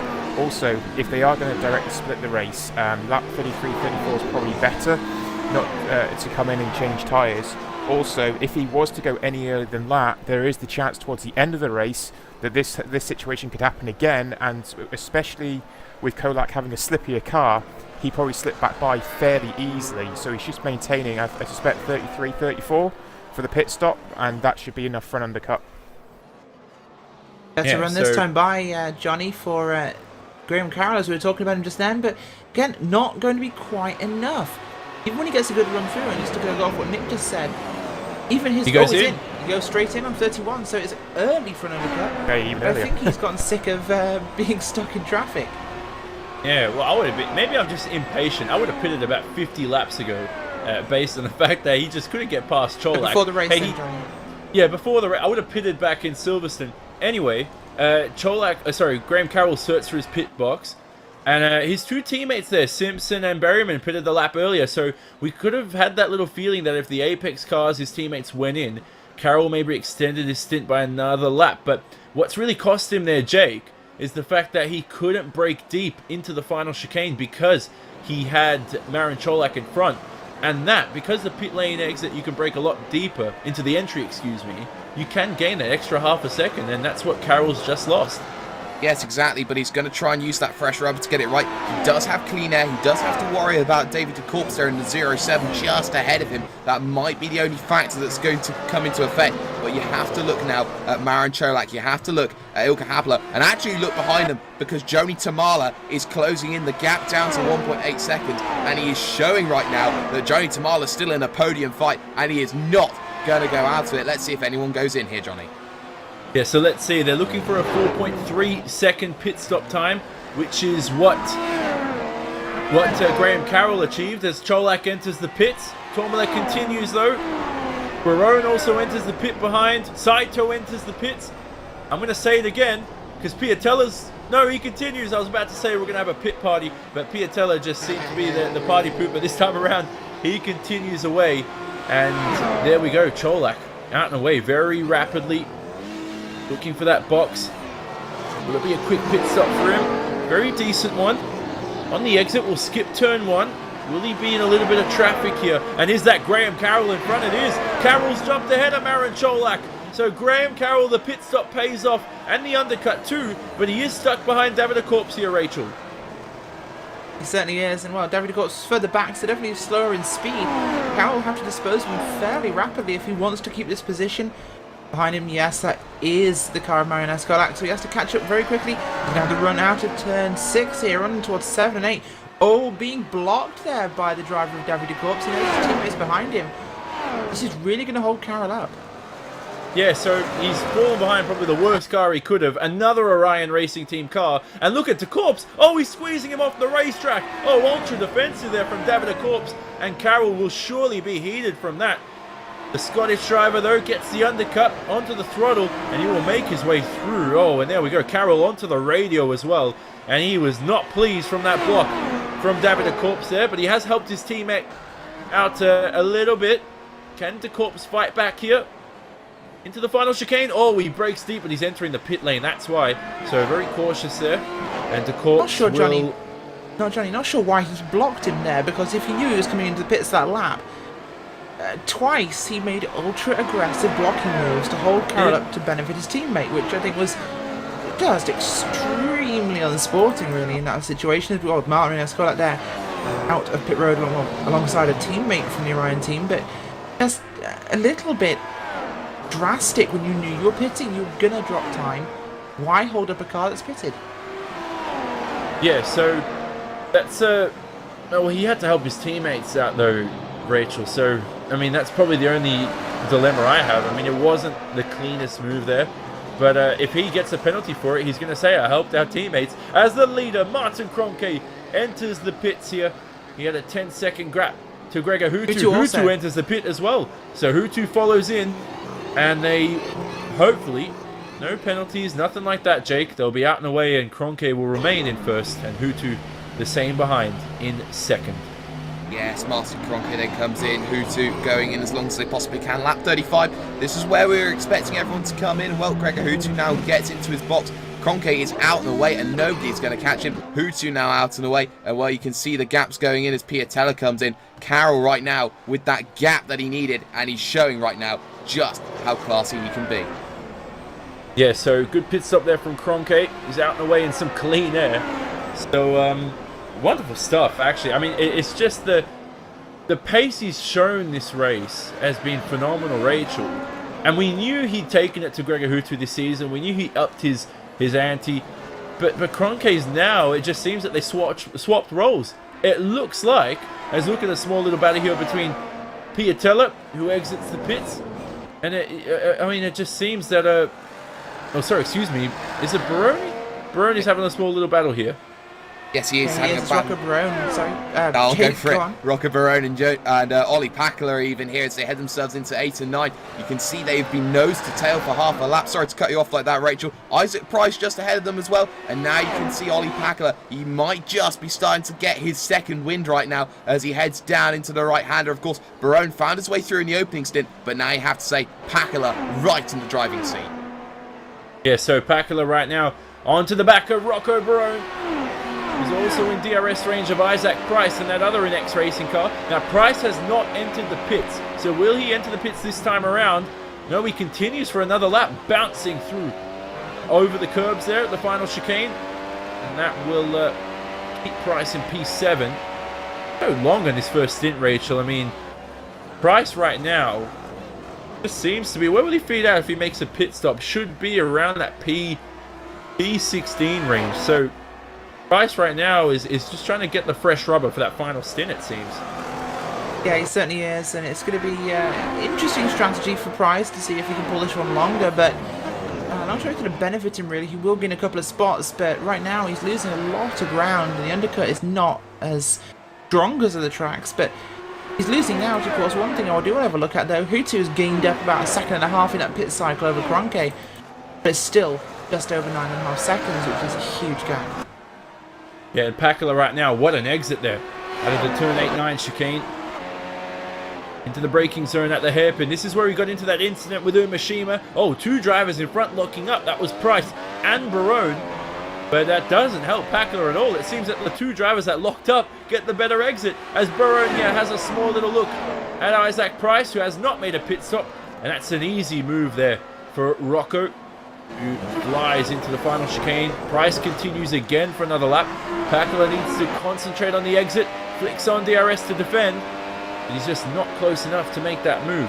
Now, if you're wondering about the gap between P1 and P2, you can see at the top of your screen, it is 10.3 seconds between Kroenke and Hutu, as Pakula right now gets straight past Isaac Price, Jake.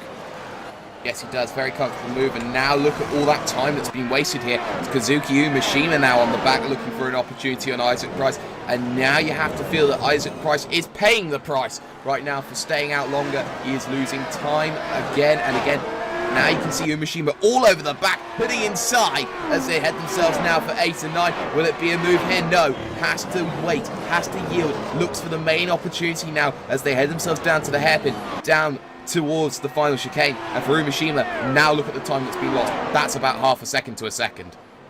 Yeah, does he have a look at the hairpin? No. He's patient. Oh, he's telling Price to get a move on. Almost a tap at the final hairpin there. And he applies the throttle. Small little break for the drivers, making any in-car adjustments. Then you've got the DRS zone. A straightforward move here for Umashima now. As Price falls behind, he's got to pit.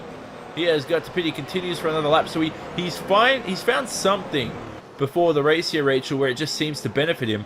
But he's losing about 2.5 seconds compared to Martin Kroenke in the lead. Yeah, it certainly is, Johnny. It's a big gap there. The time change is just stick. Almost as though Hutu's almost given up and accepted that he's going to come second in this race. The gap back to Kroenke is just so big now, or forwards to Kroenke. I don't think he has any reasonable expectation he can make that up in under a stint, so he could be settling now for second place, looking after that spot, trying not to lead to 5 seconds to Graham Carroll, who has lost a bit of time, but is holding station. Yeah, so the gaps now, as you can see, it is 11.1 seconds between Kroenke and P1 on lap 38 of the event. He'll cross the line shortly and begin lap 39 here of 70, the circuit Gilles Villeneuve in Montreal. Hutu behind, 11.4 seconds now the gap. Then it's Carroll in that final podium position. He got that position through the pit stop phase just a few moments ago. And that was Marin Cholak who succumbed to the pressure of Graham Carroll in that Apex Racing UK car. He's currently in P4. Alongside him is his teammate Ilkka Happila right behind in P5. Then it's Joni Tommala in P6. 2 race wins to his name this season, but he cannot make his way up the order at this stage of the race. He has, though. He did start from 14th on the grid, so can't get into the podium, I should say, as Isaac Price finally enters the pits. Then it's Rocco Barone in P7, with Pakula draped all over him in P8. And Kazuki Umashima and Michael Dinkel made an early pit stop along with Olli Pakula, who rounds out the top 10. You're currently watching round 8 of 16 for the 2016 iRacing World Championship Grand Prix Series on RaceSpotTV, streaming live on iRacingLive. Johnny Simon on hand here in the commentary booth, alongside Rachel Whiteford, Jake Sperry, and Hugo Luis on cameras for us. Don't forget, as always, you can follow live timing at RaceSpot.tv/timing. You can see everything on that screen. A lovely overlay there, Rachel. You can see the gaps at the top, and that gap just seems to constantly increase between Kroenke and Hutu. Last time I said it was 11.4. Now it's 12.1. Well, we said Kroenke had the focus and the desire to win, Johnny, and that's been proven to be very true in this situation. A flawless race from Martin Kroenke. He made the pass early on over Gregor Hutu. And he's only increased that gap ever since. We thought potentially he might be going for a two-stop strategy running lower fuel. That was not the case. He stopped at the halfway point. Both drivers came in the same lap, same strategy. Martin Kroenke, though, holding the masterclass at Montreal. Yeah, so wonderful stuff from the German. Breaking away from his title rival there, Gregor Hutu. So Kroenke does lead the championship by 9 points heading into this event. He has to try and keep expanding that gap and building that championship lead, Jake. He's already tied his career high win total for a season. So 2014 and 2015, he had 3 apiece each season. And now he's got 3 already halfway through the season this year in 2016. And he could be looking to add number 4 to the list because he is just breaking away from Hutu. Yeah, he's absolutely flying, and well, the stars can align for him. It could be his 4th win of the season. It could be the one which cements him as a credible threat to Gregor Hutu. And right now, I think the best thing about Martin Kroenke is the fact that you've got to look at his incidents throughout a race. So far in this season, he's had himself, I believe 3 incidents in 7 races, and 2 of them have come after the checkered flag as well. So really, you look at him being such a clean driver. He is an example to everyone else that you can be clean and quick and consistent and still win races. Yeah, as Piatella here has a look at Robin Friskops for P14. Sails past there, flies past, he makes the final chicane too, so he spots that braking zone. And, you know, we spoke to drivers during the week, Jake, who were saying and talking about how you have to battle into that final chicane while also looking for your brake marker. And when you're up the inside like Piatella was there, it's so difficult to spot your braking marker. So you have to have one to the left and one to the right, because sometimes that car is just completely alongside you, and visibility just is not good at all.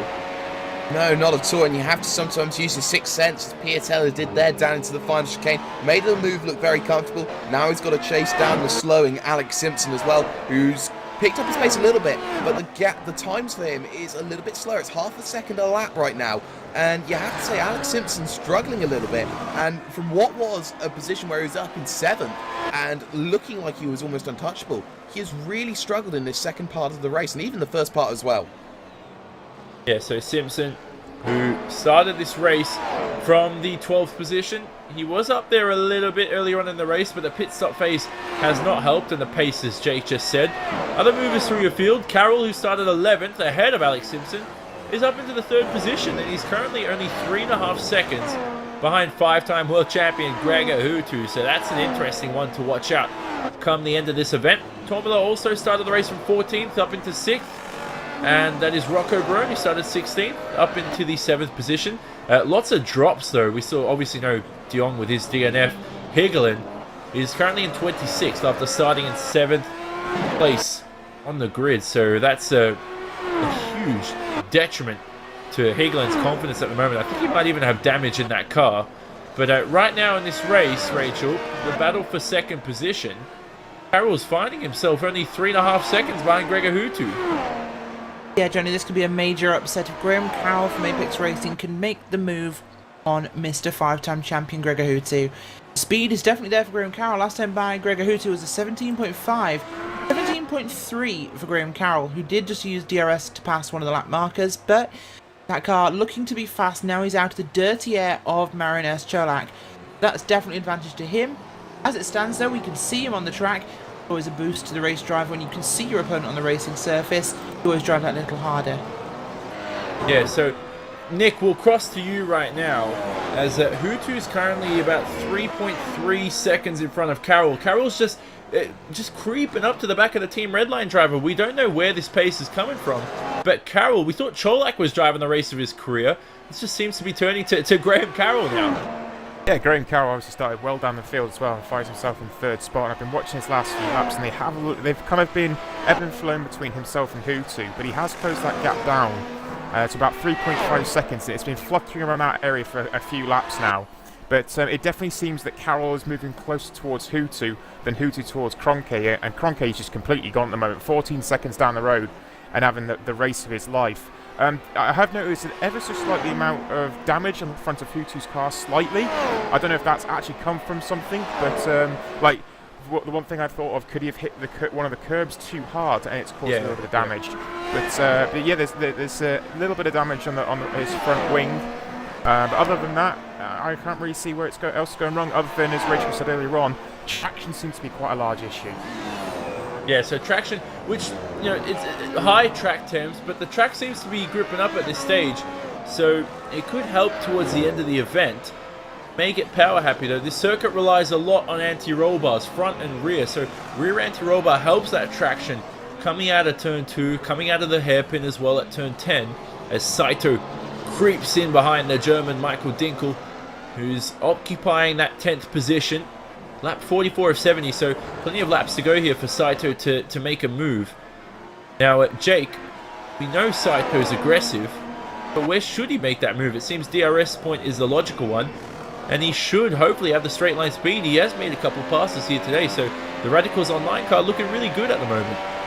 Yeah, Vortex Sim Racing versus Radicals Online, and that's going to be one that you need to remember right now as they head themselves into 8 and 9. You can see a little bit more twitchy there was Yuta Saito, and I think that might just affect his run as they head themselves down to the hairpin right now. Saito needs to stay calm through that infield section, technically as it is, before heading onto that back straightaway through that hairpin. You can see he takes a much tighter line, but the drive is so much better from Michael Dinkel. I think just for the time being, Yuta Saito's just going to have to wait, but he knows he is in that range where he can make the move anytime he likes, but he's just got to be close enough.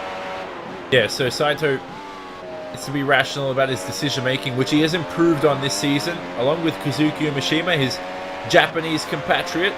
They've both been so impressive. They've just helped that Radicals Online team, who have struggled a little bit, Rachel, this season. You know, we were expecting him to be fighting for podiums and all that kind of stuff, but just seems that NX have really beaten them so far because of the likes of Yoni Tormula and his results, and other drivers in the NX Racing team have just had the upper hand on the Radicals team. Any fan would say that at the moment. Yeah, absolutely. It's been an interesting season and one of ups and downs, so it's really just managing what they're expecting in a race at this stage. They haven't really been in contention to win as much as they'd like, and it's a new car, new track. Well, not new track, I should say. It's the new car making old tracks a new challenge. And whilst they're a team that's historically had some good pace, especially in the top end of the speed charts, they're struggling at the moment, and they need to try and find a solution to that. I mean, we saw Coanda go through the same evolution in terms of their car setup. Time for them to look to the garage rather than the racetrack. Yeah, so Cronke right now sets a 1 minute 17.0. He set a 16.9 before that. And Marti Piatella, who's currently in P13, his teammate, also sets a 1 minute 16.9, and with no aid of DRS. So Marti is on a charge at the moment, and he throws the car into the final chicane. Wonderful stuff there. Will cross the line again. He did make his pit stop on lap 34 of the event, a 17.2 this time around for Marti. And you know what? I never actually picked a tip for the race win. You picked Umeshima, Jake. Who did you pick again, Rachel? You picked, was it Cronke, I think? I actually picked Martin Cronke. You did pick Cronke. Oh, Yeah, I should say that. Cronke Piatella's too. just gone around 180. Oh, Marti Piatella here. That's the exit of turn 4. Oh my goodness. Has he tapped the wall as well? That's a critical point to look out for. He's been really pushing it, and he may have tapped the wall. Accelerated on the Very curbing, close Johnny. there. He accelerated on the curbing. He put one of those wheels up on the big stripe curbs there. Just had offset traction. That car looped as he exited. Yeah, so have a look at the replay soon, and I think Piatella may have hit the wall there, and he may have a bit of damage to that front wing. And we were looking at that before, Jake. He did set a 16.9 and a 17.2. The guy was pushing to the limit, and it seems to just bid him back, and he's had to pay for it. Yeah, he's paid the price in that respect, and he really didn't want to do so as well. He's going to have to look at himself there. He's dropped all those positions that he's made up. He's lost places to Borcher. He's lost places to Friskops. He's lost places to Alex Simpson, and he's got to do it all again. And if there is damage on that car, well, he's going to be in even more trouble right now as he heads through the final corner, and that is what you do not want to happen when the big money race comes along, and now he needs to focus and get back into the groove. Yeah, so he's lost a few positions from that too, and he's lost about 8 seconds. So not good for Marti Piatella, but anyway, he's still trundling away and will get some good points from this race. He did have a great top 5 finish last time out at Silverstone, Rachel, but what's happened to him this round at Montreal? Maybe the circuit just doesn't suit him at the moment. Yeah, it's a tricky situation, of course, and well, these things happen in racing. Some tracks very different to others. Montreal could not be more different to Silverstone, so you can see exactly why that's been such an upset. But well, these places always offer the biggest challenge in racing. There's just no room for error. Yeah, so we're currently looking at Dani Garcia-Filol, Mo Garfilio, and Diogo Oliveira. So Diogo Oliveira has not been able to get past Mo Garfilio. Oliveira in that positive sim racing car, who have got a great team culture. I've spent a lot of time with that team and speaking to the owners there, Javier Alvarez and everyone. They've got a good foundation for the future here, and they've got a car into the World Championship, which is important to get that exposure.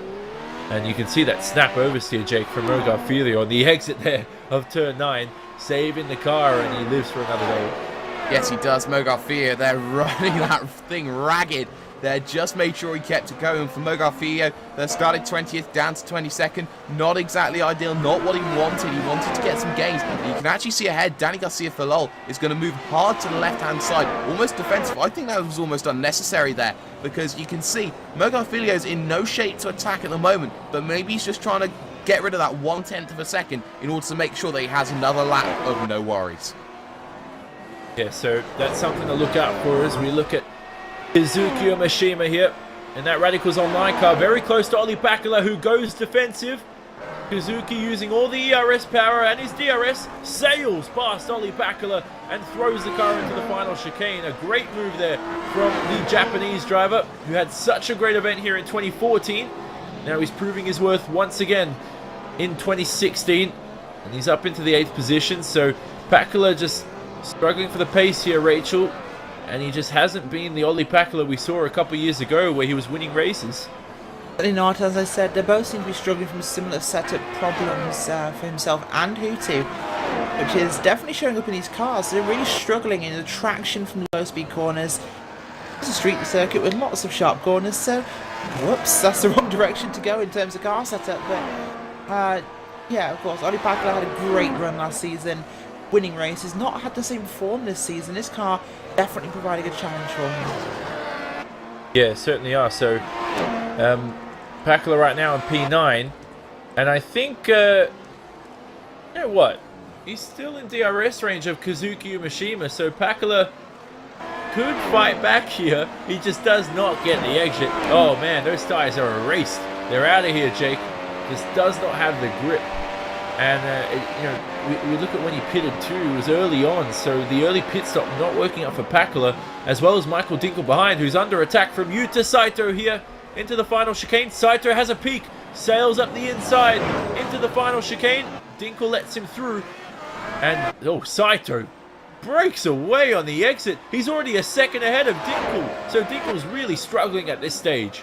Yeah, Dinkel really struggling. Same there for Olli Pakala as well. Pakala now starting to feel the effects of trying to go for a two-stop. And actually look at Michael Dinkel here, because here comes Peter Berryman right behind, who was seemingly out of it on that straight, but now coming back into it here. He is within that 1 second range almost, and he could play that benefactor later on here in the next couple of laps. And well, Pakala in a little bit of trouble as well, trying to two-stop. It's brave. It was brave. If it could pay off, it would. But right now, you have to say, Olli Pakala's just sacrificed his race. Sorry, Jake. So a huge move here for P4 as Cholak lets through his teammate Ilkka Haapala. So the two teammates swapping positions. So team orders definitely coming into play. It seems Cholak, I think Cholak actually might have missed the turn 8-9 chicane, and he just let through Haapala easily once he knew he made that mistake. So Haapala now is being released, and he has 3.6 seconds to make up, Rachel, to Graham Carroll in front. We thought Carroll was catching Hutu. Maybe Hutu was just saving fuel or saving the tires or some sort, because that gap is now 4.4 seconds. But Haapala, 3.5 the gap. We're going to have a look at that here with 19 laps remaining. Yeah, we certainly are. It's just incredible positioning there, of course. Took advantage of the mistake by Cholak. I don't think that was team orders. I think that was genuinely a bit of a mistake on his part. Haapala definitely had some pace earlier on, stuck as he was earlier in this race, of course, behind the dirty air from Carroll and Cholak. He's now been released to see what he can do to go after the Apex Racing UK driver, Graham Carroll. One thing though, Johnny, Apex Racing, all of their cars, despite what's happened since, had a great qualifying effort today. All closer to the front than they have been in a long time. And look at how this has paid off for drivers like Graham Carroll. P11, he's sitting in 3rd. Look at drivers like, of course, Peter Berryman. He was starting 15th down in 12th. At the moment, Simpson started 12th and 13th. They've not moved much, but they had issues earlier on. But a much better race. It's easier to gain track position or hold position when you start further up the grid. Yeah, so we've also had word that Barone might have run wide through the turn 8-9 chicane, and he just will maintain the 7th position right now. Umashima's hounding him behind. Oh, look at the exit from Umashima, bouncing all over the curbs. He'll flick on DRS here and make an attack. Oh, actually, he doesn't have DRS, so Kazuki doesn't have the straight line speed. And I think he wasn't in DRS range there, Jake, when he was behind Barone. So it seems Barone made the mistake after the DRS detection point. Yeah, the thing about the DRS detection point is there might be 2 DRS zones, but there's only 1 detection point. So if you get the DRS at the start of the straight, well, you've got it there for the whole run, not only for the back straight, but for for the front straight as well, the pit straight. And well, for Umashima now, he'll be firmly in sight of the car of Rocket Barone there, the number 9, who did make that mistake down at 8 and 9 here just 1 lap ago. Let's see if he's clean this time by. Yes, he is very much clean here and running a perfect line. And well, for Rocket Barone, now he's just got to settle back into that rhythm because he is struggling just that one little bit. Yeah, so he's going to have to try and fight his way through because there's only 17 laps remaining and he doesn't have much time. The clock's ticking down to 0. We look at the top 10 for you. Martin Kroenke currently leads the race. Exits turn 4, begins lap 53 of 70, and he leads by 17.4 seconds ahead of Gregor Hutu. And it's Graham Carroll in 3rd, Ilka Haapala 4th, Marin Cholak 5th. Rounding out the top 10, it's Tomila, Barone, Umashima, Pakala, and Yuta Saito, who made that move on Michael Dinkel into the final chicane. Yeah, Ilka Haapala, who is 32 years old. He is a 2-time race winner in this series, Rachel. We mustn't forget, back in 2010. So it's not like winning and being up the order is new to that guy. And that's what Orion Racing Team, that's what the team gives you, is that experience. You know, they brought on Marin Cholak, brought on Riley Preston this season. And it just seems that the team's back on that front foot that they needed. And we always speak about it. I'm sure people are sick about it. But when Mitchell de Jong left the team, they just seem to be on the right path here, rebuilding. They certainly are. They brought in some great drivers and some great talent to that team, both on and off the track. It's really shown. They're diversified as an organisation and it's improving them. That doesn't happen overnight, but it certainly will and can happen in the future. We're starting to see the rewards from that. So we look at any other...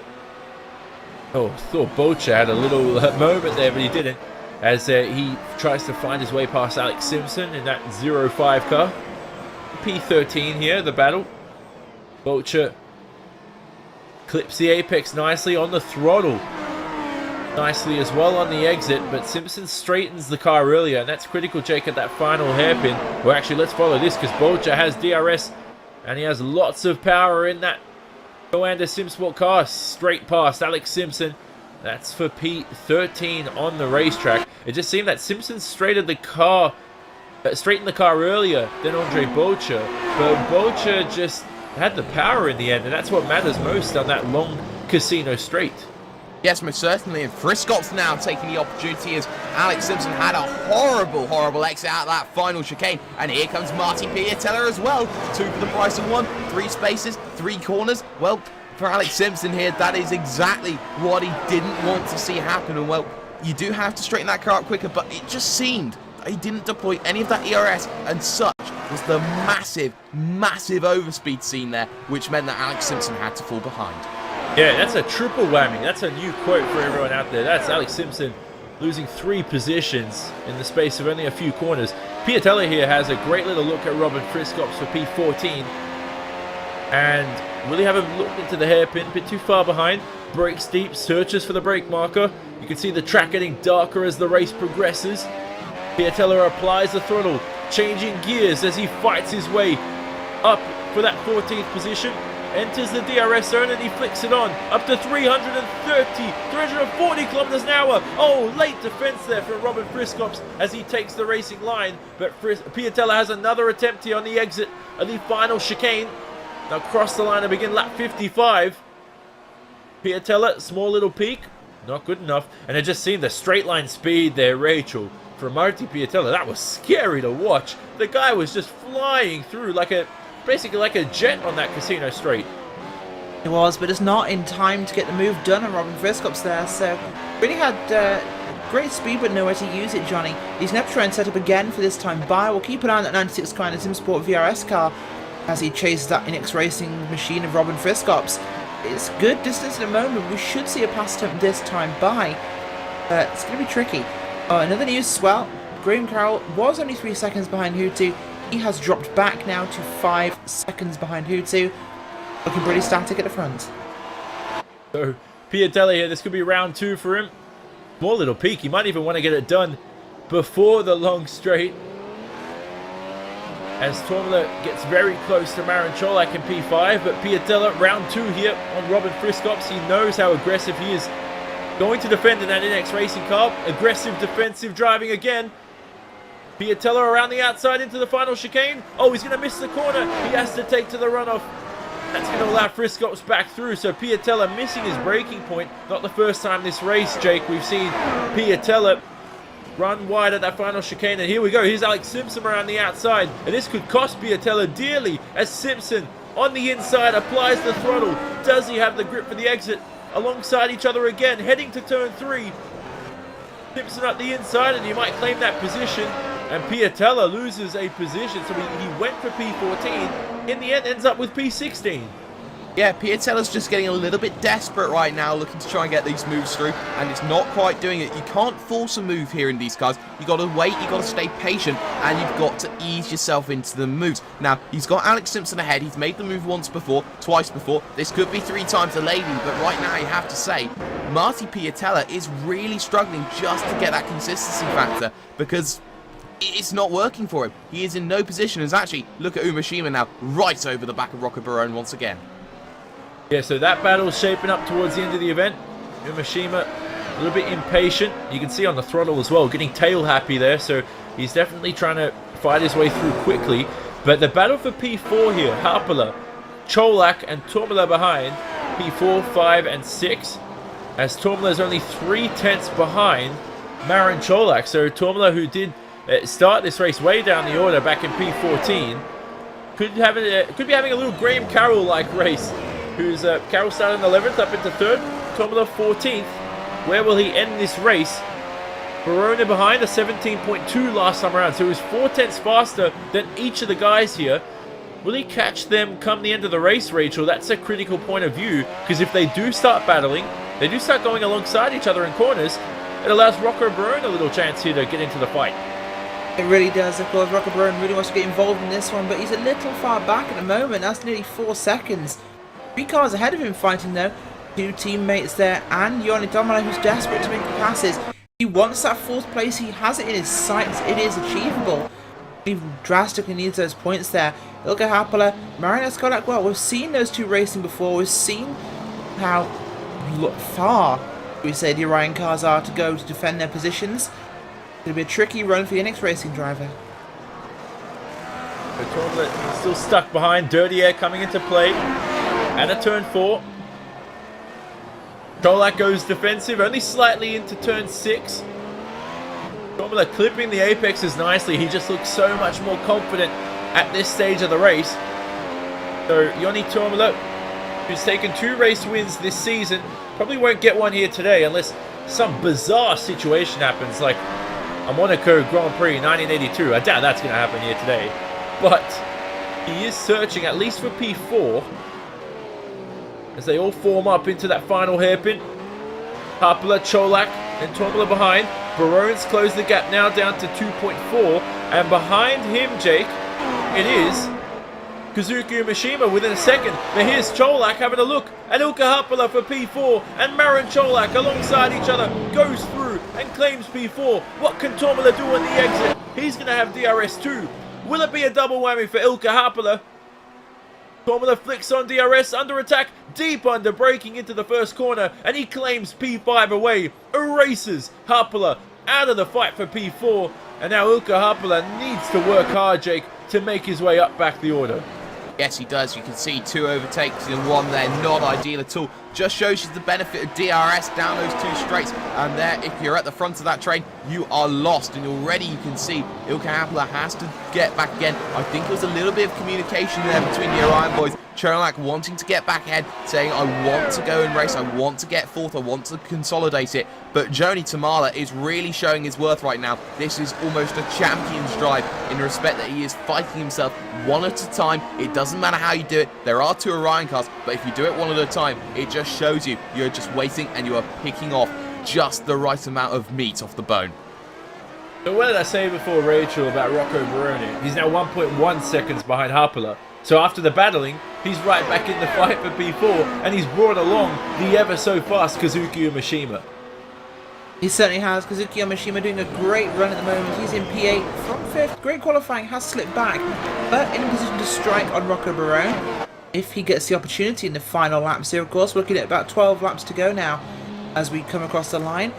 Umeshima in a great position here. He can still get a great result in this race. But, well, they've got cars ahead of them that can still be passed as well.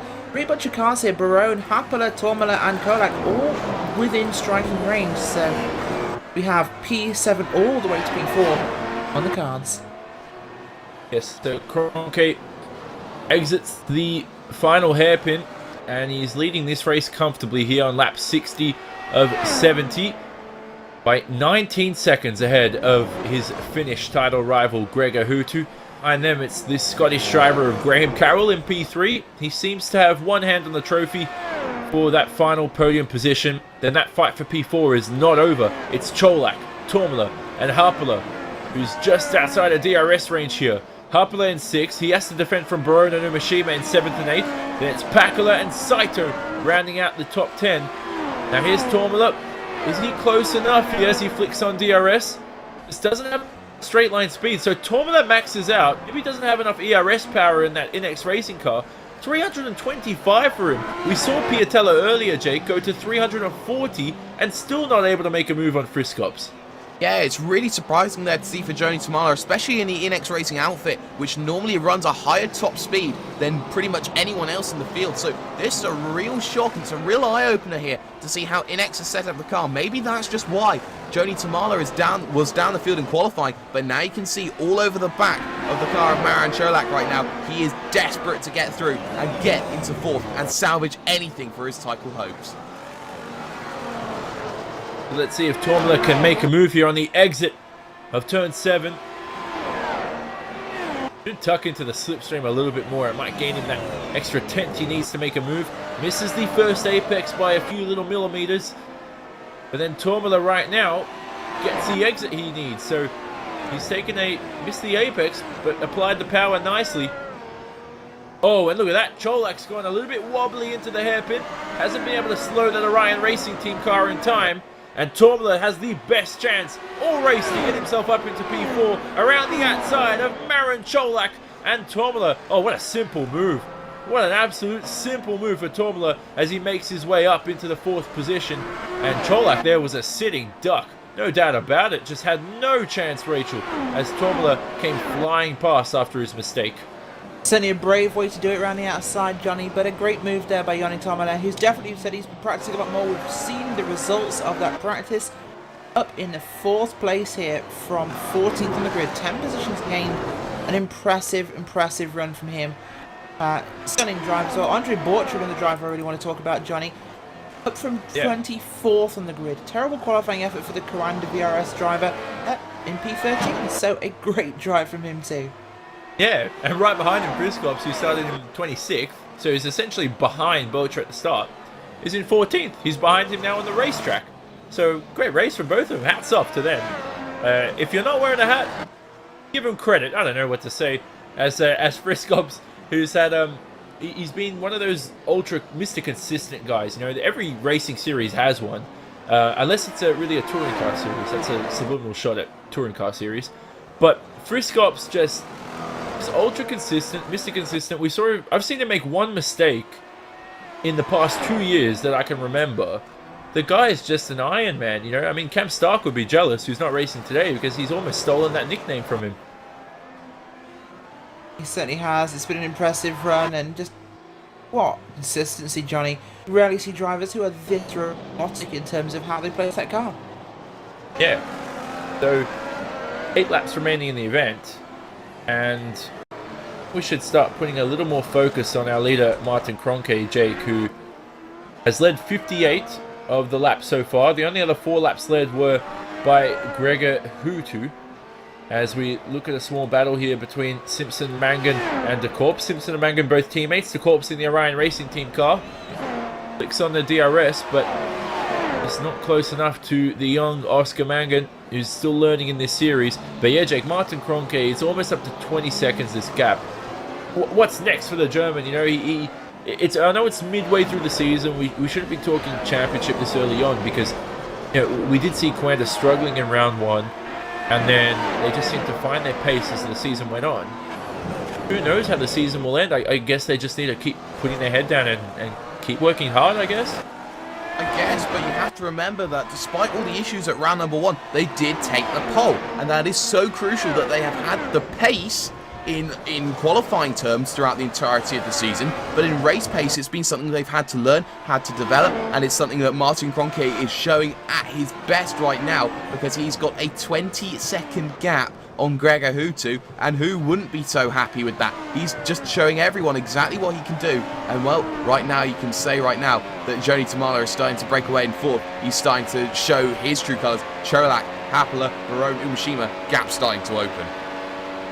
Yeah, so that's so critical. Umashima's 4 tenths behind Rocco Baroni here. De Korps, though, just cannot make a move past Mangan. Mangan can defend. There's those DRS trains, and when the drivers start to apply ERS power at the exit of the turn 10 hairpin, they're just coming into play once again. We'll have a listen to the ambient noise. The drivers just sailing past this Montreal circuit here.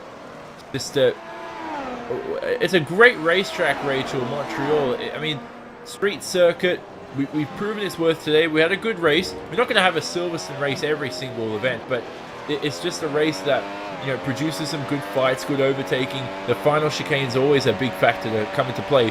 But surprisingly, it must be said, as Umashima has a great run here out of the final chicane, no one has hit that wall of champions that I've seen this whole event so far. No one wants to be a world champion. Well, let's not jinx the race, Johnny, by talking about the Wall of Champions and its lack of victims, because Martin Kroenke will now hit it after you've said that and lose this dominating race. You're not Will Vincent, though, so you haven't got the ability to jinx race car drivers. Let's just not go on board with Martin Kroenke to the end of the race, to be sure. But yeah, these guys have all been pretty careful. The way this car's handling the new car, it's not really carrying that much speed into that part of the corner, so you've seen drivers track out a little narrower, which means they get a better drive off it and they're not likely to slide towards that wall. In fact, we've not really seen any drivers hitting walls on exits so far today due to this traction off the corners. They're having to be very careful on the throttle. So we've seen people getting wheels on the curbs, but not a single car we've seen has actually got into the wall on exit. Yeah, so Kazuki Yoshima put 2 wheels on the grass there. But yeah, I mean, we don't want to jinx anyone at this stage of the event. Happler is a couple tenths behind his teammate Cholak, but here we follow Kazuki Umashima through the exit of the final chicane. This is where he lost the race. Let's have a little bit of a listen to Kazuki, whether or not he can just be a little bit more aggressive in passing Barone. He is trying all he can here at the exit of turn 2 now.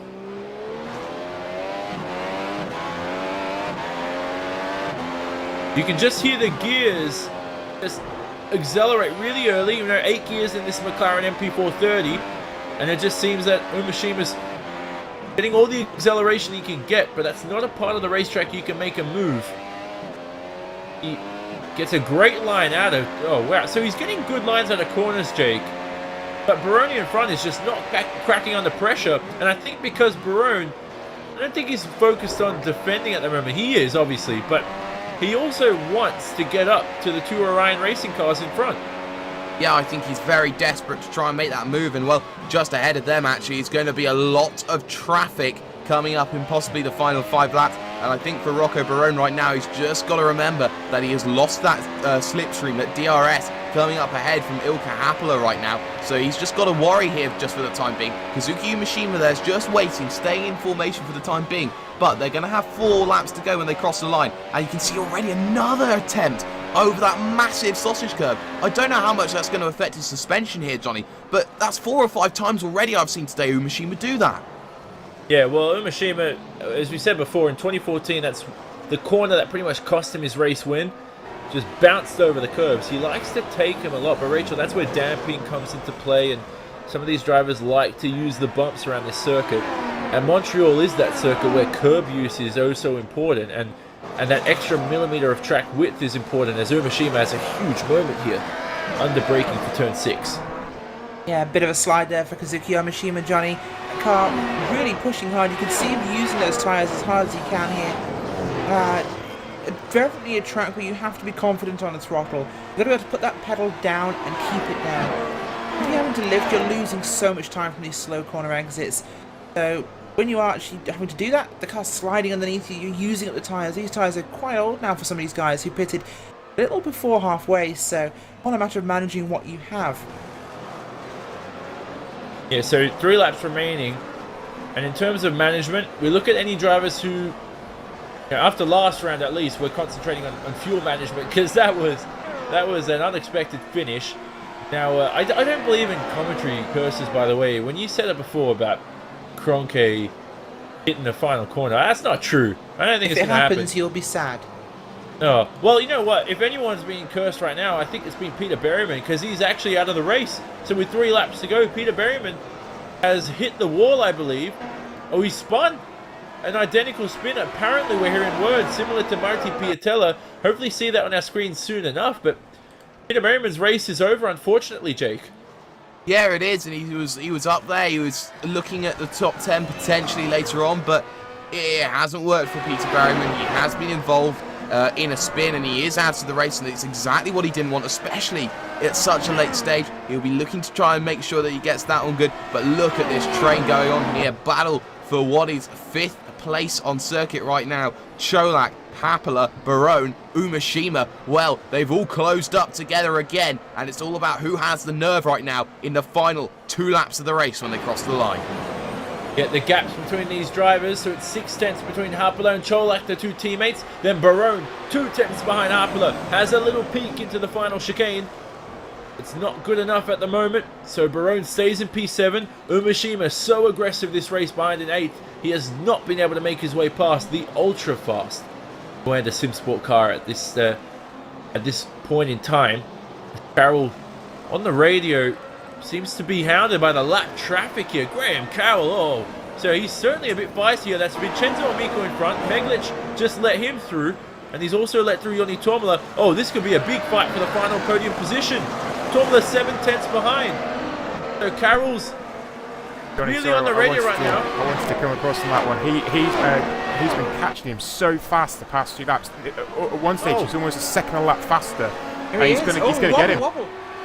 Oh, and Tomala tapped Carroll there. So out of the turn 8-9 chicane, Tomala tapped Graham Carroll, the rear end of the Apex Racing UK car. Tomala has a look into turn 10. Oh, so close as Kroenke begins the final lap of the event. But Carroll will be fuming at Vincenzo Amico in front. Vincenzo's fighting for P22 on the racetrack, so he doesn't want to let Carroll through.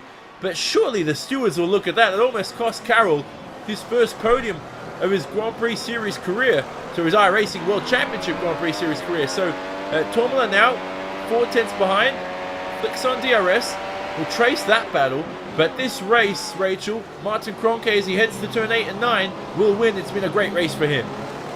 It certainly has been. Martin Kroenke been absolutely flawless in this race today. Johnny is doing everything he had to do, completely outclassing Gregor Hutu as he turns turn 10 now. Johnny?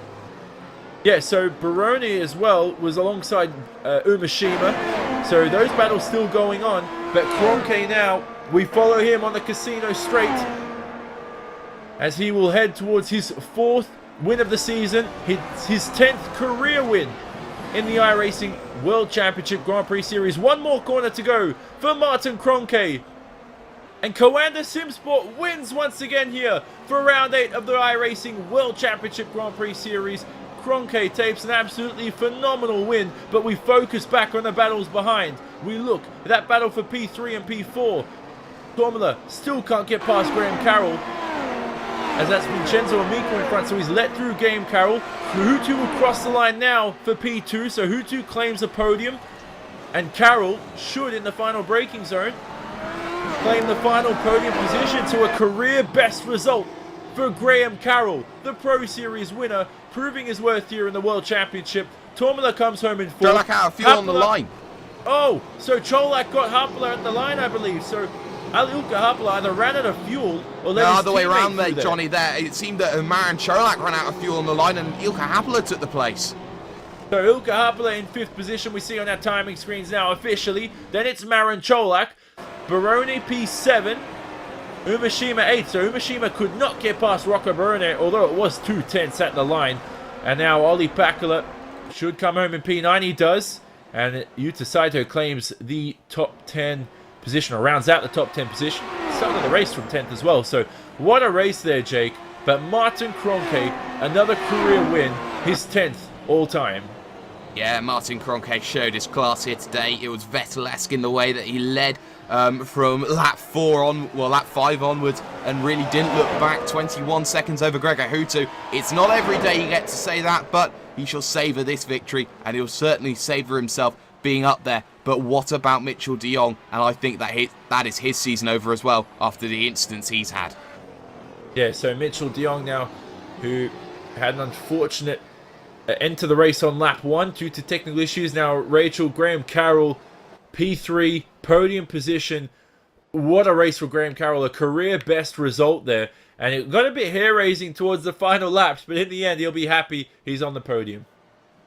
Yeah, absolutely, Johnny. And, well, I think we have to put that one down to Vincenzo Amico in the end there. If he hadn't been in the way, if he hadn't blocked Carroll, if he hadn't then subsequently let Carroll through and blocked Joni Tomala, I think that would have been a major difference, and this could have been a whole different result. I think Carroll would have finished on the podium. I think it was a lapped car being where he really shouldn't have been, and that completely changed what was an incredible potential race for third. Yeah, incredible race. Incredible racing up front. What a performance from Kroenke. Over to you. Yeah, we'll look at the results now for the event here. Round 8 of the 2016 iRacing World Championship Grand Prix Series. Martin Kroenke wins 1 hour, 31 minutes, 3 seconds. And he leads by 20.9 seconds, or wins the race by 20.9 seconds ahead of Team Redline's Gregor Hutu. Carroll, a career best result in P3. And Tormala, who started the race from 14th, ends up in the 4th position. The two Orion Racing Team cars of Harpala and Cholak ended up 5th and 6th. Harpala just jumping Cholak there at the line. That was incredible. And then Barone, good result from him from 16th on the grid in 7th. Then Umeshima, who had a bit of troubles early on in the race with that contact with Olli Pakala, comes home in 8th. Pakala right behind in 9th. Saito rounds out the top 10. We see Dinkel coming home in 11th. Friskops from 26th on the grid to 12th. Amazing event from him. Other notable names down the order, we see Simpsons drop down, the last man on the lead lap, to 18th. Garfilio, in the end, started 20th, ends up in the 20th position. Vincenzo Amico, Toma Meglic, involved in that lap car shenanigans towards the end of the event. They come home in P23 and 24. DNFs for the race. Berryman wasn't a DNF, he was classified a finisher, but had that contact, same area that Marti Piatello unfortunately spun out. Piatello a DNF there. You can see down the order, Alatalo as well, in his return to the series. And what happened to Mitchell de Jong, of course, the first lap of the event. We'll take a small little break here and we'll join us for post-race coverage of the 2016 iRacing World Championship Grand Prix Series Round 8 from Montreal, Canada. What an event! Join us shortly after these messages.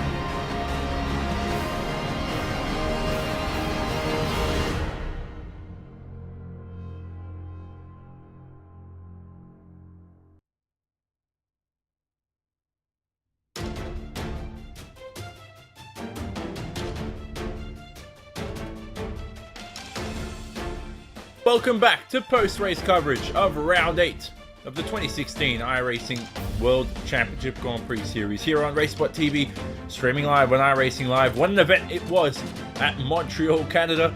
Martin Kroenke takes the win by 20.9 seconds ahead of Gregor Hutu, and Martin is standing alongside Jake Sperry, our co-commentator, for what was an amazing race from the German.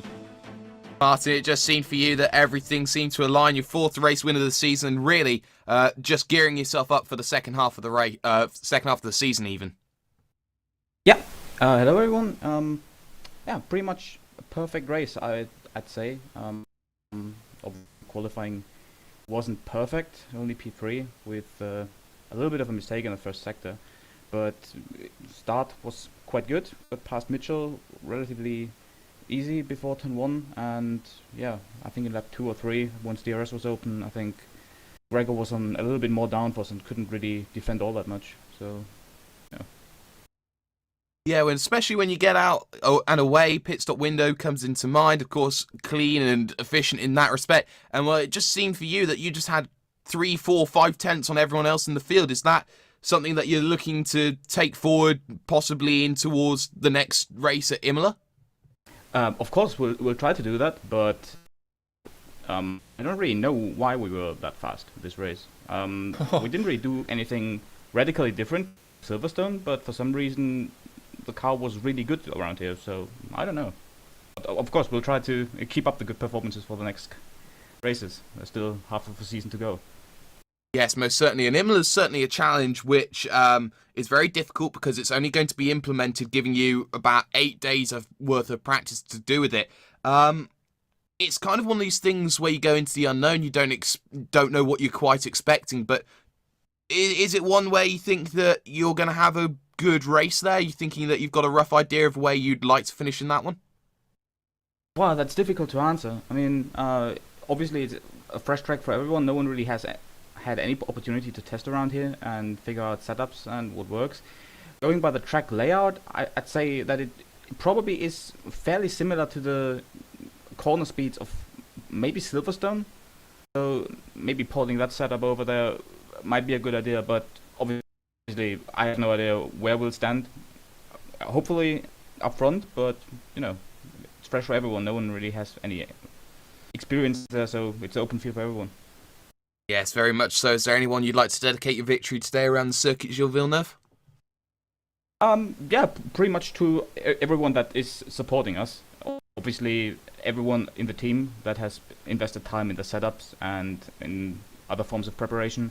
And to our sponsors, in particular Virtual Racing School, Andron Design, EC Sim Hardware, and Joel Real Timing. And also, thank you to you guys for providing a broadcast. No problems, Martin there. Fantastic race win. I believe Rachel Whiteford will be standing by with Mr. 5-time himself finishing second, and his name is Gregor Hutu. Thanks indeed, Jake. Yes, I'm here with Gregor Hutu. Strong race from you, Gregor, in qualifying. You had a good starting spot. Of course, technical issues for the driver of Mitchell de Jong saw you taking the lead early on. Your car seemed to be struggling on low-speed traction off the slow corners. Was that something that was a team-wide issue?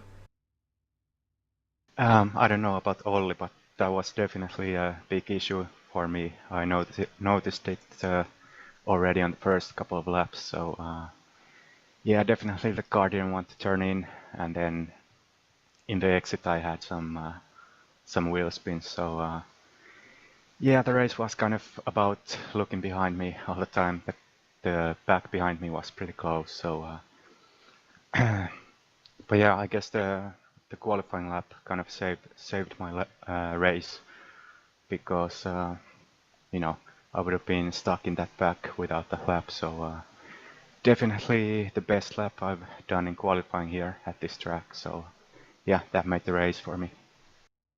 Certainly still a good points haul for you in your championship defence. Of course, Imola next, a track you're familiar with from other sims perhaps, something you are looking forward to a new challenge, and you've always been very successful when we've gone to brand new circuits here in the iRacing World Championship Grand Prix Series. Are you hopeful? Yeah, it should be a fun race at the new track. I haven't actually raced at Imola for a long time, so but yeah, should be fun. Too bad it has a few chicanes like Montreal, so we have to see how we get the car set up and stuff like that. So, but yeah, should be a better race than here, I hope. I'm looking forward to see what you can do there, Gregor, and good luck for Imola. Great second place here today. Any sponsors you'd like to thank before we move on? Just the same as always. Thanks to Fanatec, OKO, and the team as well. Awesome. Well, thanks for joining us, Gregor, and good luck at Imola in a couple of weeks' time. Thanks. Back to Johnny. Yeah, now we will wait for final podium sitter Graham Carroll, who's sitting alongside Jake Sperry. Now, Jake, a career best result for Graham Carroll, our iRacing Pro Series of Road Racing winner too, and he's really proven his worth here and proven his potential.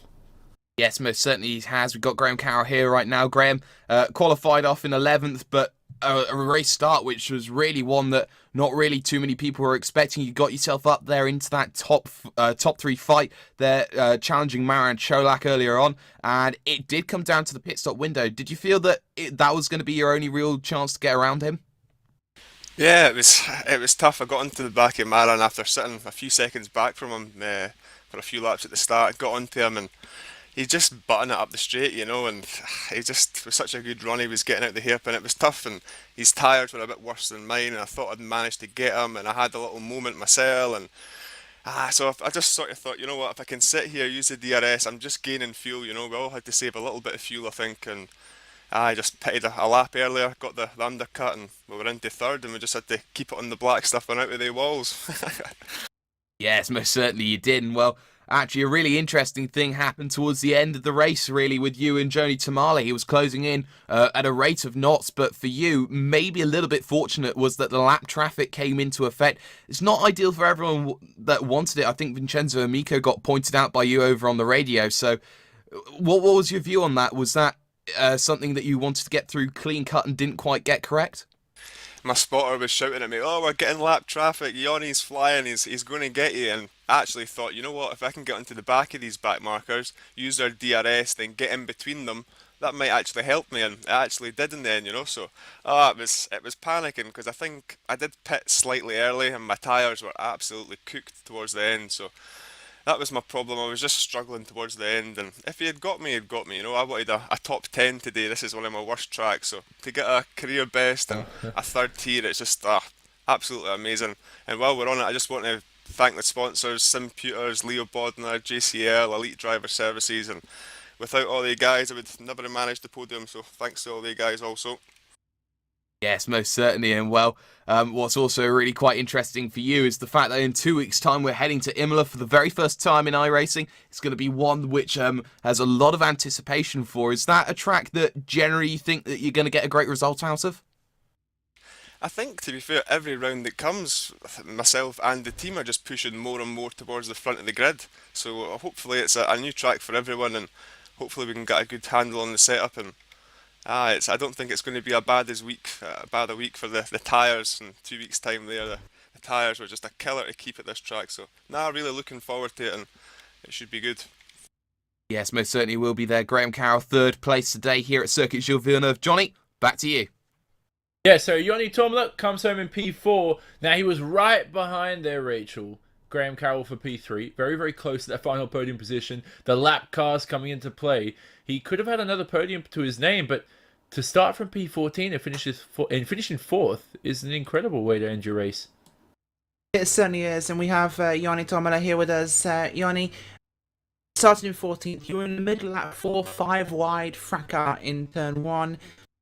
You come home in the top 4, although lap traffic stopped you getting a podium here.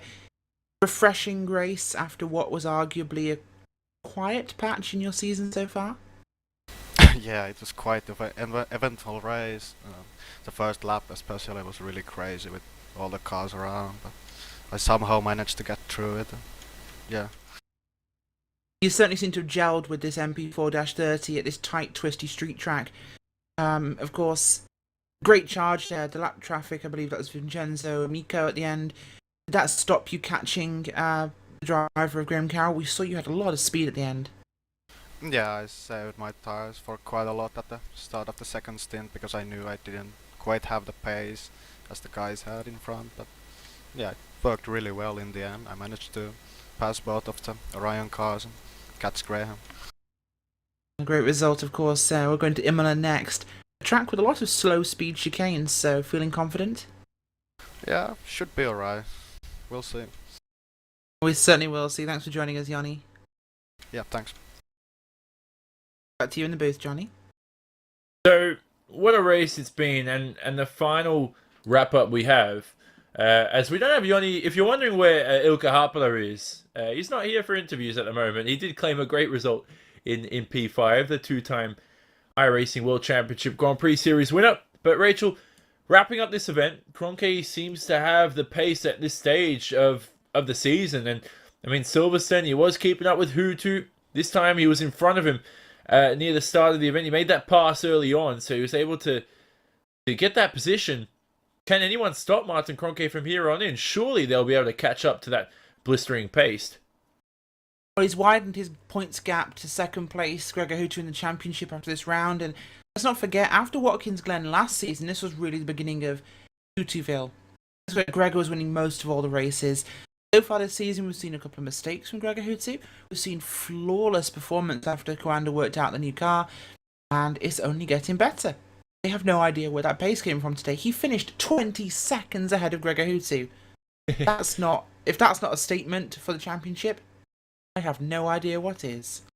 Yeah, so what a race from Kroenke. And Jake, we head over to Imola and we speak about whether Kroenke can keep it up. Obviously, Hutu behind is going to be fighting for it. De Jong will hopefully not have those technical issues he faced this time out at the circuit Gilles Villeneuve. But for the Imola circuit, it's brand new to iRacing, only being released in a few days' time. We delve into that point where now people aren't going to have that track advantage where they know where the secret bumps are, they know how to handle the track, all that kind of stuff comes into play. And it could be an interesting one here going into that new venue.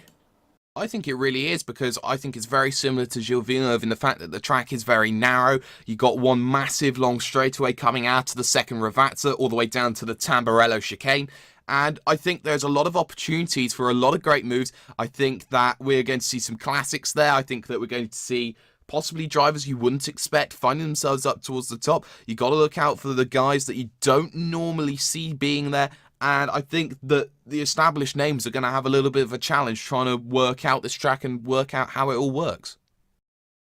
Yeah, so that's going to be an interesting one. If you're new to iRacing, get your hands on Imola. Only in a few days' time will that be released. So that will be a wicked new track to add to the laser-scanned virtual selection. And don't forget, as always, vote for the new RaceSpotTV Primetime series that returns in a couple of weeks, where you, those who love sim racing, get to choose which iRacing series we broadcast 2 nights a week, Wednesdays and Fridays. To find out more and to vote now, visit RaceSpot.tv/primetime. But for now, that's all but wrapping up here from the Circuit Gilles Villeneuve commentary booth. The next race will be on the 18th of June in 2 weeks' time. That's at Imola, as we spoke about, for round 9 of the 2016 iRacing World Championship Grand Prix Series. Of course, that will be on RaceSpotTV and streaming live on iRacingLive. Thanks to the viewers, my co-commentators, Rachel Whiteford and Jake Sperry. Hugo Luis on cameras for us this race. Our sponsors, iRacing Ammo Design, Istvan Below for his track camera work, and VRS Coanda SimSport for their support of us off the racetrack. This has been a RaceSpotTV presentation broadcasted on iRacingLive. We say so long from Montreal.